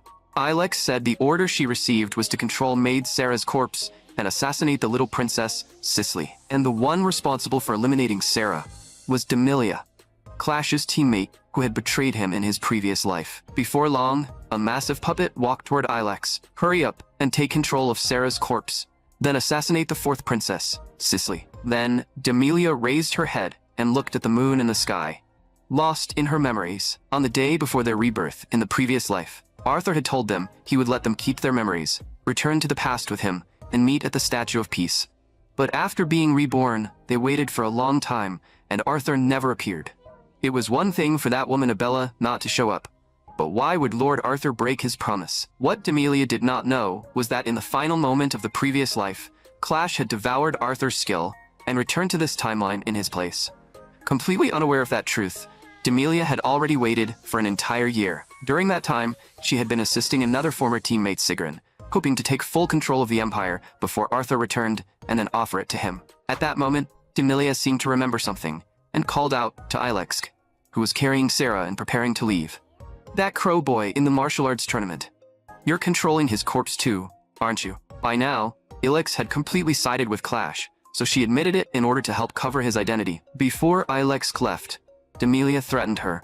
Don't even think about doing anything strange. Even if Princess Sigrun isn't here right now, don't forget that your heart is still in my hands. Watching Ilex leave, Demelia could not help thinking that this woman usually had terrible taste in the corpses she collected. She never expected Ilex to be hiding a crow boy, who looked so much like that useless fool. But in the previous life, that useless fool had already been abandoned by them and left behind in that dying world. The next day, Clash finally reached the finals of the martial arts tournament. His opponent looked like an ordinary commoner boy. But Clash knew that in the future, this boy would become an important fighter of the hero generation. And unlike Sigrun's group, he had always been an extremely kind person. He mistakenly believed Clash came from the assassination family Nightcrow. And before making his move, he sincerely tried to persuade Clash to return to a normal life. The instant the match began, Pilly burst forward with incredible speed and closed in on Clash. Then he turned into an afterimage and instantly changed the direction of his attack. But Clash saw through it and blocked the strike from behind. Seeing this, Pilly was shocked. He never expected that move to be read so easily. And the battle that followed frightened him even more, because he realized Clash seemed to know his techniques extremely well and could always block his attacks in the simplest way possible. Then, Clash gathered his magic, swung the great sword in his hand, and knocked Pilly's weapon away with overwhelming force. Pilly, your talent has already begun to bloom. From now on, become strong enough to endure. Only then, even when your hope is shattered, will a seed of hope still remain. Then Clash used the secret technique, short force, and ended the fight immediately. Lying on the ground, Pilly asked, "Will we have another chance to meet again?" Hearing that, Clash could not help remembering his previous life. Back then, Pilly had been one of the few friends he had, and unlike the others from the hero generation, every time Clash absorbed his curse, Pilly would sincerely thank him. He would also say that he would never let Clash's help go to waste, and that he would work even harder to protect the world. Thinking of that, Clash replied, "We'll meet again at Rahal Academy." At that moment, the second prince in the stands burst into laughter. As expected of Nightcrow, I didn't think he would win the martial arts tournament so easily. He could already picture his future self taking the throne with Nightcrow's help. But just then, a group of black-clad knights stormed toward him. The one leading them was Demelia. "We hereby arrest you on suspicion of murdering 4th Princess Cicely." Hearing that, the second prince roared in fury. "Why would I murder that idiot? You people must have made a mistake." Demelia said coldly, "In Ilix's hideout, we already found the assassination order you issued." "What nonsense are you talking about? When did I ever write something like that?" Then, Demelia turned to Ilix and said coldly, "Are you still not going to confess? Weren't you the one who controlled Sarah's corpse and murdered the 4th princess?" But at that moment, Sarah and Cicely walked over. "Since when did I become a corpse and assassinate Her Highness? As you can see, we're both very much alive." Seeing this, Demelia's face filled with shock. She had clearly killed Sarah herself, so how had Sarah come back completely unharmed? What exactly happened during that time? As it turned out, before Sarah encountered Demelia, Scarlet Moon had found her first. She temporarily granted Sarah the power of immortality and told her to play dead after being attacked. At first, Sarah was confused when she heard someone was coming after her. But an instant later, she saw Demelia storming toward her, so she followed Scarlet Moon's instructions, played dead, and successfully fooled her.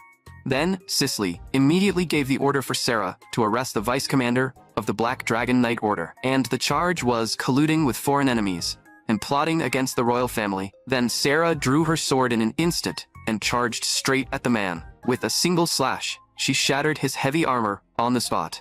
At that moment, Demelia still had not recovered from her shock. She could not understand it at all. Sigrun's plan had been so carefully arranged, so how had this most insignificant little princess managed to defuse the entire crisis? She realized that Cicely would likely become the biggest obstacle from here on out, so Demelia immediately decided that no matter the cost, she had to eliminate Cicely right then and there. She reached out toward Ilix's magic heart. Then she ordered Ilix to eliminate Cicely immediately, no matter what it took. Because her heart was still under Demelia's control, Ilix could not resist at all. A massive surge of necromantic magic erupted, summoning countless puppets. But right then, the dark, devouring magic silently wrapped around Demelia. An instant later, she was shocked to discover that Ilix's heart had vanished into thin air. Without it, Demelia could no longer control Ilexk. What was going on? First, their flawless plan had been exposed.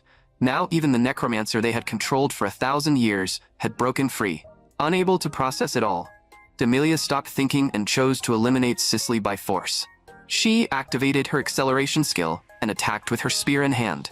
But at the critical moment, a black sword blocked her strike just in time. Sarah hurriedly stepped in to protect the princess. She was shocked to realize that even as an aura master, she had failed to react in time. Demelia was even more stunned.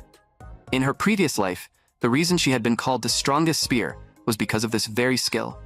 Yet this person had actually kept up with her speed. Clash said, "Keeping up with your speed is difficult, sure, but your simple way of thinking hasn't changed at all.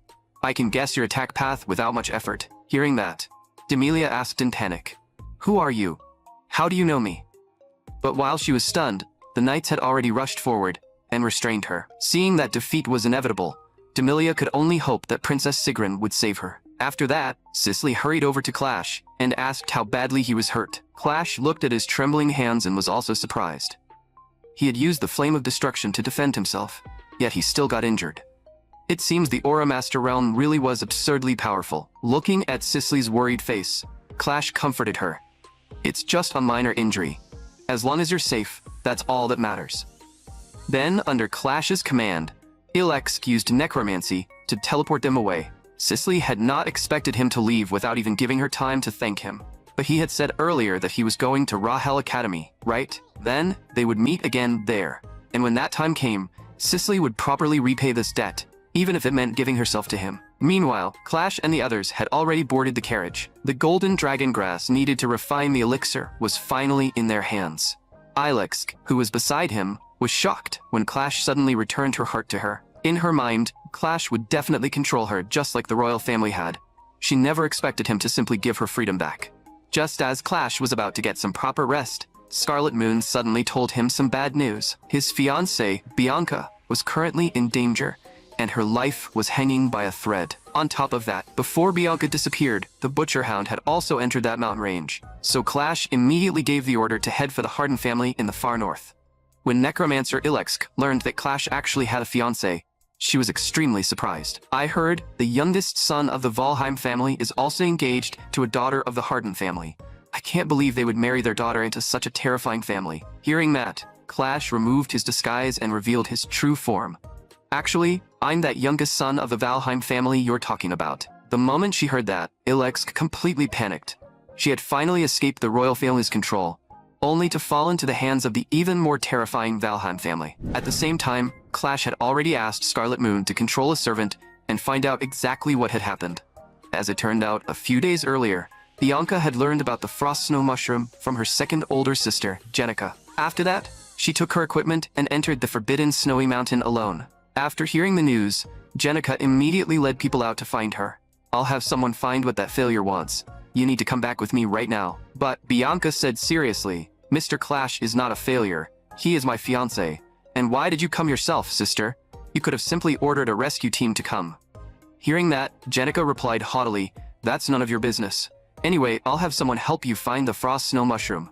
For now, all you need to do is come back with me. I don't want to see your face, so once you get the item, hurry up and go back to the Valheim family." After hearing Jenica's words, Bianca seriously apologized. "Sister, you're right. After all, Mother died giving birth to me." Hearing that, Jenica felt a sharp pain in her heart. She wanted to explain, but suddenly an unbearably evil aura came from behind them. In an instant, all the guards were slaughtered. The sudden scene left Jenica completely frozen in place. The only surviving guard desperately grabbed onto the Butcher Hound and shouted for the two of them to run. Fortunately, because of her curse, Bianca was still able to remain calm. She quickly grabbed Jenica and ran into the distance. The Butcher Hound seemed to enjoy the feeling of hunting, so he did not chase them immediately. Instead, he deliberately let them run for a while. At that moment, Jenica suddenly remembered that there was a massive glacier crevice zone nearby. If they crossed it, they could return to the family in the shortest possible time. But by the time they reached the edge of the crevice, the Butcher Hound had already caught up. Seeing this, Bianca dragged Jenica with her and jumped down. When they looked closely, there was actually an open space below. Right after that, the Butcher Hound jumped down as well. At that moment, Bianca comforted Jenica and said, "It's okay. Just leave everything to me." Before Jenica could understand what she meant, Bianca suddenly grabbed the butcher hound and leapt straight into the bottomless glacier crevice. After an unknown number of days, Bianca, already pushed to her limit, lay curled up on a pile of grass. Half conscious, she murmured, "Clash, I want to see you one more time." She struggled for a long time before finally forcing herself awake. Several days had already passed since she fell to the bottom of the valley. During that time, Bianca had endured the pain and kept searching for a way out. Along the way, she accidentally discovered a patch of grass full of life, and that was exactly where the frost snow mushroom grew. Great, she had finally found what Clash wanted, but she was far too exhausted. All these days she had endured pain and freezing cold, and worst of all, she had no food. Suddenly, Bianca noticed what looked like a pine nut on the ground. Just as she bent down to pick it up, an axe came flying through the air and chopped down the tree behind her. It turned out the butcher hound had found her first. Then he grabbed Bianca by the neck and lifted her up. "I didn't expect you to waste so much of my time, but this ends now." At that moment, memories of living together with Clash surfaced in Bianca's mind. Because of her curse, she could not express emotion, but that only made her feel that comfort and happiness even more deeply. "Clash, I really miss you." A split second later, Clash arrived and punched the butcher hound, freeing Bianca from his grip. "Bianca, you did great. You held on until now. Leave everything else to me." Then Clash told Scarlet Moon and Ilex to take care of Bianca. After that, he continued gathering devouring magic and prepared for battle. Clash knew very well that the butcher hound in front of him was far stronger than he was, but there was no way he would let this bastard off after hurting Bianca. The two of them immediately entered a fierce battle, and every clash of weapons rang out with a heavy clang. "Little Valheim brat, let's see how long you can last." Then, the butcher hound seized an opening and kicked Clash away. But an instant later, he realized Clash had vanished. Just as he searched for Clash, Clash burst out from the snow behind him. Catching him off guard, Clash used short force and struck straight at his heart. The attack injured the butcher hound, but it was not enough to kill him, so Clash immediately activated his flame skill and chased after him with endless fire surging around him. But an instant later, Clash felt as if all his senses had been stripped away, leaving him trapped in total darkness. This was the butcher hound's skill, Phantom Bind. Then, the butcher hound swung his axe and attacked Clash. But to his shock, Clash blocked the attack purely on instinct. That made the butcher hound grow even more cautious, because as time passed, the effects of Phantom Bind would only become stronger. Seeing Clash's injuries grow worse and worse, Ilex, who was disguised as a sparrow nearby, hesitated. If she interfered in this fight, she would likely offend the butcher hound's master. That monster would definitely hunt her down without end. But after thinking seriously for a moment, Ilex made up her mind. "I'm not some ungrateful coward. He helped me break free from 1,000 years of captivity under the Empire. How can I just watch my savior die right in front of me?" But just as she was about to act, Scarlet Moon stopped her. "Don't interfere with his fight. Trust the kid. He has the mental strength to endure until the end." Hearing that, Ilex said with tears in her eyes, "Then fight as hard as you want. Even if the butcher hound really kills you, I'll use necromancy to bring you back." At that moment, Clash had already reached his limit. Although he could still use the secret art Sixth Sense to track his enemies' movements, he had already burned through too much magic. From here on, he could only trust his instincts. Then, Clash seized the timing and wildly drew in otherworldly corruptive energy, converting it into his own magic, but doing so forcibly pushed his body beyond its limits. At this point, he could probably only maintain it for 3 seconds. Just as Clash's terrifying slash was about to land on the butcher hound, a strange sound suddenly burst from the butcher hound's mouth. Thrown off by the sound, Clash's slash veered off course. Seeing this, the butcher hound decisively swung his claws, trying to finish Clash off for good. With no time to dodge, Clash could only drive his devouring magic to its limit and defend himself. But the instant the two powers collided, a strange energy shockwave erupted, and both of their arms were severed at the same time. Yet, in that final life-or-death moment, Clash entered the legendary state of absolute unity. At that moment, it was as if he could draw on every force in nature. Then, Clash thrust his sword forward and completely killed the butcher hound. Scarlet Moon, who witnessed the scene, was beyond shocked. She never expected Clash to push himself this far. The strong could crush the weak with ease, but if the weak wanted victory, they had to pay a brutal price. In Clash's previous life, although he and Bianca had been engaged, they rarely interacted. It was only after their engagement was later broken off that they finally had a chance to meet again. Back then, the head of the Hardin family suddenly lost his mind and began slaughtering everyone. Bianca was the sole survivor only because her sister Jenica sacrificed herself to protect her. After that, the Hardin family, rulers of the far north, completely fell into decline, and the Valheim family unilaterally ended Clash and Bianca's engagement. Clash angrily said that it had all been the family's decision, and he had known nothing about it. But Bianca only asked him one question calmly. Which is more painful, having emotions or having none at all? Clash said that in Bianca's current state, if the curse was removed and she suddenly regained her emotions, she would probably collapse in an instant. But Bianca only looked at him calmly.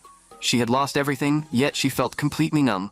That unnatural emptiness was almost suffocating her, so she wanted Clash to devour the Snowdoll curse inside her. I've warned you plenty of times. If you regain your emotions and run off to get yourself killed, don't expect me to save you. Then, Clash activated his devouring magic and consumed the curse inside her. The moment he devoured it, Clash felt an enormous surge of otherworldly corruption. Just as he was about to ask Bianca how she felt, his eyes widened at the sight in front of him. Because the instant Bianca gained emotions, she turned into a monster. In the end, she only said one thing to him. This world really is cruel. 3 years later, the war between the Hardin family and the Empire fully erupted. As it turned out, the reason Bianca's father had lost his mind and started slaughtering people back then was because the Poison King had secretly poisoned him. At first, the Empire's second prince had defected for unknown reasons, and he possessed extremely important information. To prevent that information from leaking, the Empire sent out the Poison King. And during that process, the tragedy of the Hardin family unfolded. By now, Bianca had become the White Demon and personally killed the Poison King. But the Empire clearly had no intention of letting Bianca's flames of revenge spread toward the royal family. So they sent a massive army to surround and eliminate her. After Clash heard the news, he rushed to the far north at once. He narrowly avoided pursuit and blockades again and again. Finally, he arrived at the North Sea Ice Palace where Bianca was located. By then, the entire place had already been reduced to ruins. But Clash never even got the chance to enter. Suddenly, countless ice spikes erupted and slaughtered all the pursuers behind him. Bianca stood there with a blade stabbed through her chest. Her body trembled uncontrollably from the pain, but she still forced a smile and said to Clash, "Long time no see, Clash." Before her voice even fully faded, she could no longer hold on and collapsed to the ground. Clash rushed forward and held her in his arms. With the last of her strength, Bianca said, "Do you remember the question I asked you back then? Which is more painful, having emotions or having none at all?" On the day the Hardin family tragedy happened, Sister Jenica hid me inside a box. She kept crying and apologizing to me, saying she had never hated me. But back then, I had no emotions, so I couldn't understand what she meant. Even when all my closest family members died, I didn't feel the slightest sadness. Only after the curse was lifted did I truly understand that soul-crushing pain. If only I had regained my emotions sooner, then I could have spent happy days with my family. Maybe things wouldn't have ended in tragedy. Then Bianca looked at Clash with tears streaming down her face, whispering again and again that the two of them could have made it to the end together. But now, all she could do was imagine the scene of their wedding in her mind before falling into eternal sleep. At that moment, Clash slowly woke from his sleep. A small hand had been resting gently on the back of his hand the entire time. As it turned out, while he was unconscious, Bianca had been watching over him by his bedside. She poked out her little head and asked sweetly, "Clash, does your arm still hurt?" Clash reached out and gently placed the hair ornament that the butcher hound had taken from her back into her hair. Then he patted her head and comforted her. "It stopped hurting a long time ago. I barely feel anything." But then Bianca placed her hand over her own chest and said, "Clash, I don't have emotions. Even though you were badly injured while saving me, I still couldn't feel anger or sadness. That makes me feel awful. I don't want to stay expressionless at a time like this. From now on, I want to laugh with you and cry with you." Hearing that, a faint smile touched Clash's lips. Then, just like in his previous life, he used devouring magic on Bianca. An instant later, the Snowdoll curse inside Bianca was completely devoured. The instant she gained emotions, Bianca's eyes widened as feelings she had never experienced before surged through her like a crashing tide.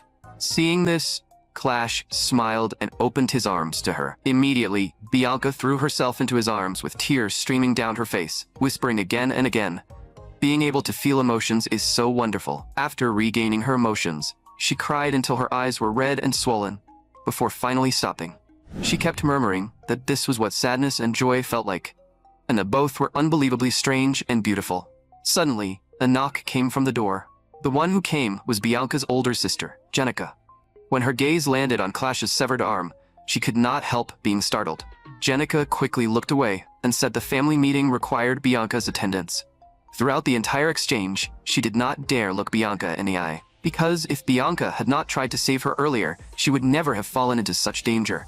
That filled Jenica with guilt and self-blame, so she hurried away, almost as if she were fleeing. Clash also keenly noticed the change in Jenica. In his previous life, Jenica had always acted as if she hated Bianca, but at the final moment, she had sacrificed her life to protect her younger sister. And in this life, because of what happened, the relationship between the two sisters would probably improve greatly. Then Clash looked at Bianca seriously and said, "No matter what they say at this family meeting, if you don't like it, you don't have to listen. If you don't want to stay with the Harden family after this, we'll go back to Lansong Estate together." After hearing that, Bianca froze for a long while. Then she covered her face with both hands and rocked from side to side, looking extremely anxious. She wanted to form a proper expression, but for someone who had just regained her emotions, that was still rather difficult. So she used 2 fingers to help herself form a bright smile. "Clash, I feel so happy right now." After Bianca left, Scarlet Moon looked at Clash with a scowl and said, "Do you still remember our agreement? I help you grow stronger until you can devour my immortality. But now you've lost your right hand. How are you supposed to keep that promise?" Clash casually waved his stump and told her not to worry, because he had 2 ways to restore his arm completely. The first was the Holy Kingdom, one of the 4 great kingdoms. Rumor had it that a saintess lived there in seclusion, and she was an expert in sacred healing magic. Regrowing a severed limb would be no problem for her. However, given Clash's current situation, getting help from the saintess would probably be difficult. So he still felt the second option was more reliable. That was to have Ilex attach someone else's arm to him. For her, the only necromancer in the world, that was not difficult at all. When Ilex heard Clash praising her, she grinned and told him to leave it to her. Scarlet Moon also thought it was a decent method, then asked Clash whose arm he planned to attach. Was it the Butcher Hound's arm from earlier? Clash said the Butcher Hound's potential was far too low. His real target was the legendary figure known as the Ghost Sword. After all, the Ghost Sword had left behind countless undefeated legends. His lightning-fast swordsmanship alone was enough to make people tremble in fear. When Scarlet Moon heard that Clash's target was the Ghost Sword, her expression showed not only shock, but also anger. Because the Ghost Sword had once been the servant she treasured most. As an immortal, cursed by the otherworldly immortal, Scarlet Moon's true body had been forced into eternal sleep. That meant she could only experience the outside world through her servants, and during that process, she would always end up forming deep bonds with them. In Clash's previous life, Arthur and the others dealt with Scarlet Moon by threatening the lives of her servants. That was how they forced her to reveal the location of her true body.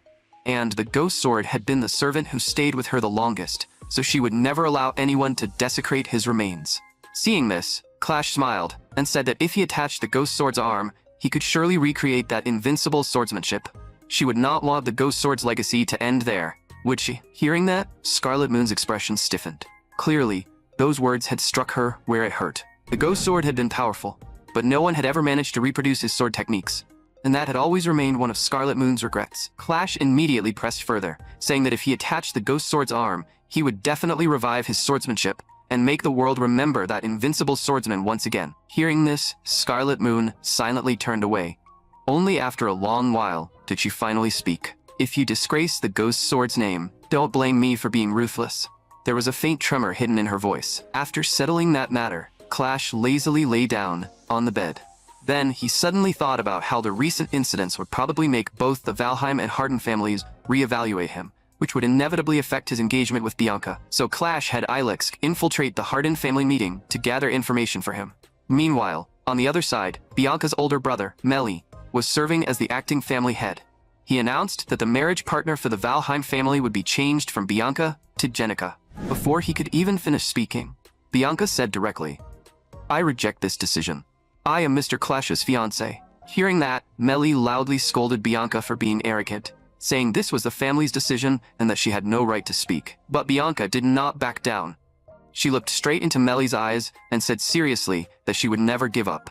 "You idiot. Have you still not realized how serious this is? Clash's bloodline has begun to awaken. In the future, he will definitely become an important figure in the Valheim family. A cursed failure like you, someone who can't even express emotions, is destined to be abandoned by him. In that case, it would be better to have your older sister replace you and marry him instead. Just then, Clash barged straight into the Harden family's meeting hall. Sorry about this, brother-in-law, but Bianca is my fiancée. No one gets to change that. Hearing that, Melly was just about to persuade him when Clash raised 2 fingers toward him. There are 2 ways the outside world can hear about me killing the butcher hound. The first version is that I sacrificed 1 arm to protect my fiancée, Bianca, and kill the enemy. The second version is that because of the Harden family's negligence, the butcher hound managed to sever the arm of the youngest son of the Valheim family. If the second version becomes the accepted truth, I imagine the Harden family's reputation will take a serious hit, and more importantly, the Valheim family will see you as enemies. After all, because of your negligence, a direct descendant of Valheim nearly died. I believe that as the acting head of the Harden family, you'll make the correct choice. So I want the decision over this engagement to be left to Bianca herself. Before Clash even finished speaking, Bianca hurriedly stood up and ran over to him. Seeing this, Melly was deeply confused. Was this guy really not going to abandon Bianca? Bianca stood behind Clash, her small hand tightly gripping his arm, as if silently declaring her decision to Melly. Seeing that, Melly let out a helpless sigh. In that case, I can only choose to trust you, but you'll still need to convince the Valheim family yourself. Clash said that would not be a problem at all, and that they could leave Bianca safely in his hands. After they left, Jenica finally snapped back to her senses and said in shock, "Brother, did you notice it just now?"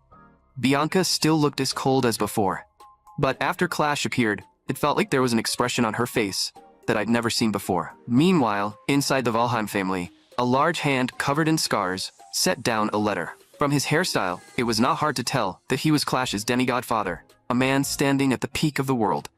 "My youngest son, Clash, what exactly happened to you?" To transplant the ghost sword's arm, Clash trained harshly in an extremely cold environment. To make the training more efficient, he not only activated devouring magic, but even used blood rush poison. 2 terrifying energies clashed violently around the stump of his severed arm, making every movement, even every breath, feel unbearably heavy. But this kind of training would not only greatly enhance his physical body, it would also help him master the poison sword's secret art, a technique that gathered all of one's power into the blade. Once the ghost sword's arm was transplanted, Clash could try fusing this technique with the ghost sword's invincible swordsmanship, which would surely unleash unmatched power. Of course, reaching that point would be extremely difficult, but Clash was not disappointed by that. After all, being able to comprehend the flame of world destruction during his battle with the Butcher Hound had already been a miracle. The reason the flame of world destruction could multiply Clash's strength several times over in a short period was that it used his flame skill to ignite his own magic, breaking through his physical limits and allowing him to contain even more otherworldly corruption. But its weakness was just as obvious. Once he used it, Clash's body temperature would continue to rise, pushing his body to the brink of collapse almost instantly. That was the problem Clash had to solve now. After all, this secret art was far too powerful for him to simply abandon. Then Clash thought to himself that if he could control his own heat while using the flame of world destruction, he could reduce the side effects and extend the burst duration. Right after that, the name Lunar Yin Body surfaced in his mind. It was a special constitution, formed only after being naturally corrupted by moon magic. This constitution, which symbolized extreme yin power, could perfectly counterbalance the flame of world destruction. However, the person who currently possessed that constitution had an extraordinary background, so for now, Clash had to focus on transplanting the ghost sword's arm first. Sometime later, Clash and Scarlet Moon followed the information Ilex had sent and arrived before a large tree. Scarlet Moon knocked on the trunk, and a doorway suddenly appeared out of thin air. Then a maid with rabbit ears walked out. She was one of Ilex's disciples, sent here to receive them. "Lord Clash, my master has been waiting for your arrival." After that, they entered the tree together. What came into view was Necromancer Ilex, and placed beside her was the ghost sword's arm. Earlier, Scarlet Moon had taken the arm from her garden and handed it to Ilex so she could prepare it for the transplant. Before starting, however, Ilex warned Clash that during the transplant both sets of nerves would need to be connected, which meant he would feel unimaginable pain. If Clash could not endure it, she could knock him unconscious. The moment she finished speaking, the maid walked over holding a massive iron hammer. Clearly, when Ilex said she could knock him unconscious, she meant it in the most physical way possible. Then countless streams of necromantic magic surged from Ilex's hands, slowly enveloping and connecting Clash with the ghost sword's severed arm. The instant their nerves connected, Clash felt an extreme pain, as if his flesh were being torn apart and healed, over and over again. To stay conscious and fuse with the arm as perfectly as possible, Clash could only bite down hard on the cloth in his mouth. Seeing that, Ilex finally felt reassured enough to increase her magic output. Suddenly, the pain spiked violently, almost making Clash black out. Fortunately, he gritted his teeth and endured it. Not long after, Ilex announced that the transplant had been successfully completed. Hearing that, Clash slowly moved the arm. At this point, ordinary daily movements were already no problem at all. Then he used that arm to channel devouring magic. The dried-up arm suddenly burst with life. Before long, it fully fused with Clash, adjusting to a size that perfectly matched his body. There was almost no trace of the transplant left. Seeing this, Scarlet Moon could not wait any longer and told him to hurry up and practice the Ghost Sword's invincible swordsmanship. Clash could barely suppress his own excitement, so he agreed immediately. But Ilex, standing nearby, looked furious. I'm obviously the one who made this happen, yet you two are ignoring me and only thinking about some stupid swordsmanship. Am I just some follower you can summon and dismiss whenever you want? Hearing that, Scarlet Moon said she had a secret art that could grant a necromancer combat ability. The moment Ilex heard this, her eyes lit up. As the only necromancer in the world, she had always struggled to find secret arts left behind by other necromancers. For years, she had relied on controlling subordinates to fight, while her own combat ability was not that strong. This would perfectly make up for her weakness, so she enthusiastically ordered the maid to take Clash to the hidden training ground. On the way to the training ground, Scarlet Moon asked Clash how much he knew about the Ghost Sword. Clash said he knew almost nothing, only that the man had once been an invincible swordsman. And nearly everything he knew came from stories told by others. Hearing that, Scarlet Moon angrily smacked Clash on the head. You're a regressor, and you still don't know this? Clash replied that the Ghost Sword had died long before he was even born, so how could he possibly know much about him? Hearing that, Scarlet Moon sighed helplessly, then began teaching Clash the essence of the Ghost Sword's swordsmanship. The Ghost Sword's technique was actually to inject magic into the scabbard, then draw the blade, packed with terrifying energy, in a single explosive instant. To outsiders, it looked like nothing more than an ordinary quick-draw slash. But in reality, the only person who had ever truly pulled it off was the Ghost Sword himself. The essence of the technique was to inject magic into the scabbard, divide it into countless tiny particles, then make those particles collide and explode against one another. That compressed the magic inside the scabbard to the absolute limit. The instant the blade was drawn, the impact generated by that magic would propel the sword to incredible speed. That burst of destructive power was the key to the Ghost Sword's invincible reputation. Then Clash followed Scarlet Moon's explanation, injecting magic into the scabbard and splitting it apart. He continued, until the scabbard reached the limit of how much magic it could contain, and began trembling violently. Realizing the critical moment had arrived, Clash suddenly drew the sword from the scabbard and slashed.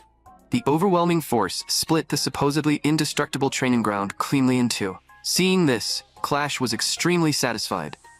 Even with just an initial attempt, the power was already this astonishing.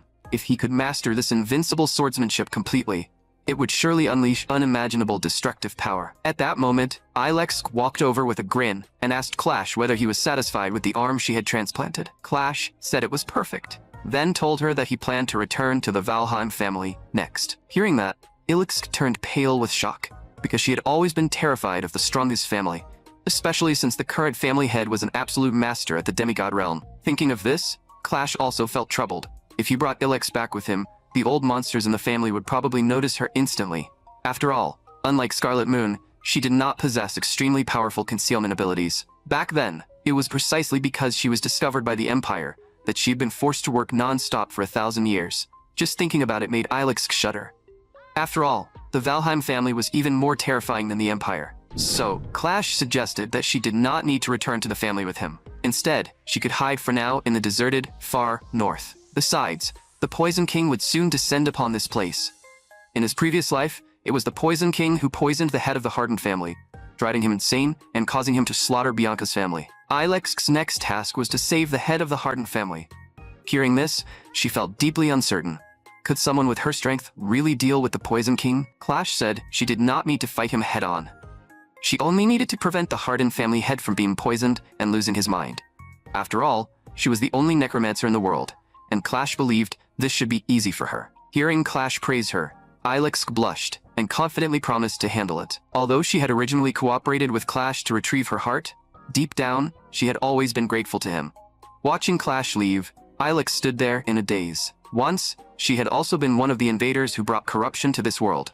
Back then, she had traveled everywhere with a group of companions. They had wanted to witness the scenery of countless worlds, but that was already a very long time ago. Clash and Bianca returned to Lanson Estate from the far north. Because of the long journey, Bianca had already fallen asleep in a daze, so Clash could only carry her into the mansion. Then, the butler delivered bad news to Clash. Clash's recent actions had drawn the family's attention, and they had decided to send the chief butler over. Hearing that, Clash immediately felt that something was wrong. This chief butler was no ordinary servant, holding the highest position among all the butlers. She was also responsible for evaluating the talents of direct family members, and the scores she gave were always watched closely by those in power within the family. Until now, Clash's ranking had always been the lowest, but his recent performance had been far too abnormal, especially after he killed the incredibly powerful Butcher Hound. That was why the family had decided to reevaluate him. Still, Clash was not too worried. After all, he would soon need the family's power to confront the person with the Lure Yin body. Then, the butler continued reporting that Lord Darling Lian had already finished preparing to refine the potion. Hearing that, Clash was just about to tell the butler to inform her that he had returned when he noticed a flash of panic on the butler's face. After asking carefully, Clash learned that while he had been away, his older sister Charlotte had moved into his room. The moment Clash heard that, he was about to run away, only for a black figure to descend from above. Seeing this, Clash knew things were bad. He forced a smile onto his face and called out to his sister, but Charlotte only laughed with a hint of mockery in her voice. "It's been a long time, little brother. Your dear sister was getting bored waiting for you." Only then did Clash realize in shock that Charlotte had already reached the master level. Even across the entire history of the Valheim family, very few people had ever reached the master level at her age. And the real reason Clash saw her as a monster was because Charlotte had refused to form a contract with any god, reaching the absolute peak through swordsmanship alone. Charlotte slowly approached Clash and said, "I've heard some interesting rumors about you lately, little brother. They say you become a real warrior and even threw yourself into battle for your fiancé." As she spoke, she reached out and poked the sleeping Bianca with one finger. Seeing this, Clash held Bianca and took 2 steps back. With Charlotte's personality, it was hard to predict what she might do next. Charlotte knowingly withdrew her hand. "Relax. I won't hurt the little girl. After all, she's your precious fiancé." "Sister? What are you doing here? I hate it when people barge into my home uninvited." Hearing that, Charlotte stomped down and shattered the floor. "My little brother really has grown up. Not only do you dare look at me like that, you're even mocking me as an uninvited guest. Remember this. This is Valheim territory. And yet I returned to my own home only to be treated like this by you. How disrespectful." Her arrogant expression made it look as if she were the true master of the Valheim family. Clash instinctively grew more cautious, because Charlotte could attack at any moment. Unlike their father's cold gaze, Charlotte's personality was more like their mother, Arya. In fact, Clash resembled her in that regard as well, since they were blood siblings. But Charlotte was full of contradictions, making it hard for ordinary people to guess what she was truly thinking. Just like now, she looked angry on the surface, but deep down, there was a trace of amusement. "I thought we siblings were close, but I never expected you to hide the fact that you made a contract with a god." Hearing that, Clash's expression grew heavier. He knew Charlotte had awakened the mind's eye, a skill only those with extraordinary talent had any hope of mastering, and it possessed the ability to see through almost anything. But what shocked Clash even more was what Charlotte said next. "How strange. I can sense an ominous aura coming from you." The moment Clash heard that, he immediately grew tense. Had she already awakened the next stage of the mind's eye, the star eye? That was a terrifying ability, capable of piercing even otherworldly corruption and seeing through the true nature of things. Fortunately, Clash's Devour ability had already converted all of the corruptive power inside him into his own strength. Because of that, he would not be judged as an otherworldly corruptor. Charlotte reached out and pinched Clash's chin. "Looks like my precious little brother is hiding quite a few secrets. First, send this little girl back to her room. Then we'll go to the training ground and have a proper match." As she spoke, she released her magic without a sound. Clash knew Charlotte was the type who would never stop until she got what she wanted. So he went to the training ground, as she wished. For some reason, Clash felt unusually nervous. After all, even before he was born, Charlotte had already been praised as the hope of the family. But he quickly calmed himself down. Even if he could not win, he would never submit. Charlotte chuckled. As expected of my little brother. I thought you might run away. Clash replied. If I ran, you'd chase me all the way to the end of hell. Then, Charlotte raised the wooden sword in her hand. Looks like you understand my personality pretty well. That makes me like you even more.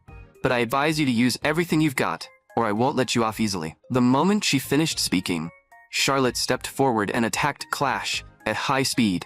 Facing such an astonishing assault, Clash remained unusually calm. He suddenly opened his eyes wide. As he poured flame magic wildly into the scabbard, a vicious, ghostly face totem appeared on the back of his hand. The instant he drew the sword, the flames turned black, filled with a wild and destructive aura. What Clash used was the powerful swordsmanship that had once made the ghost sword invincible.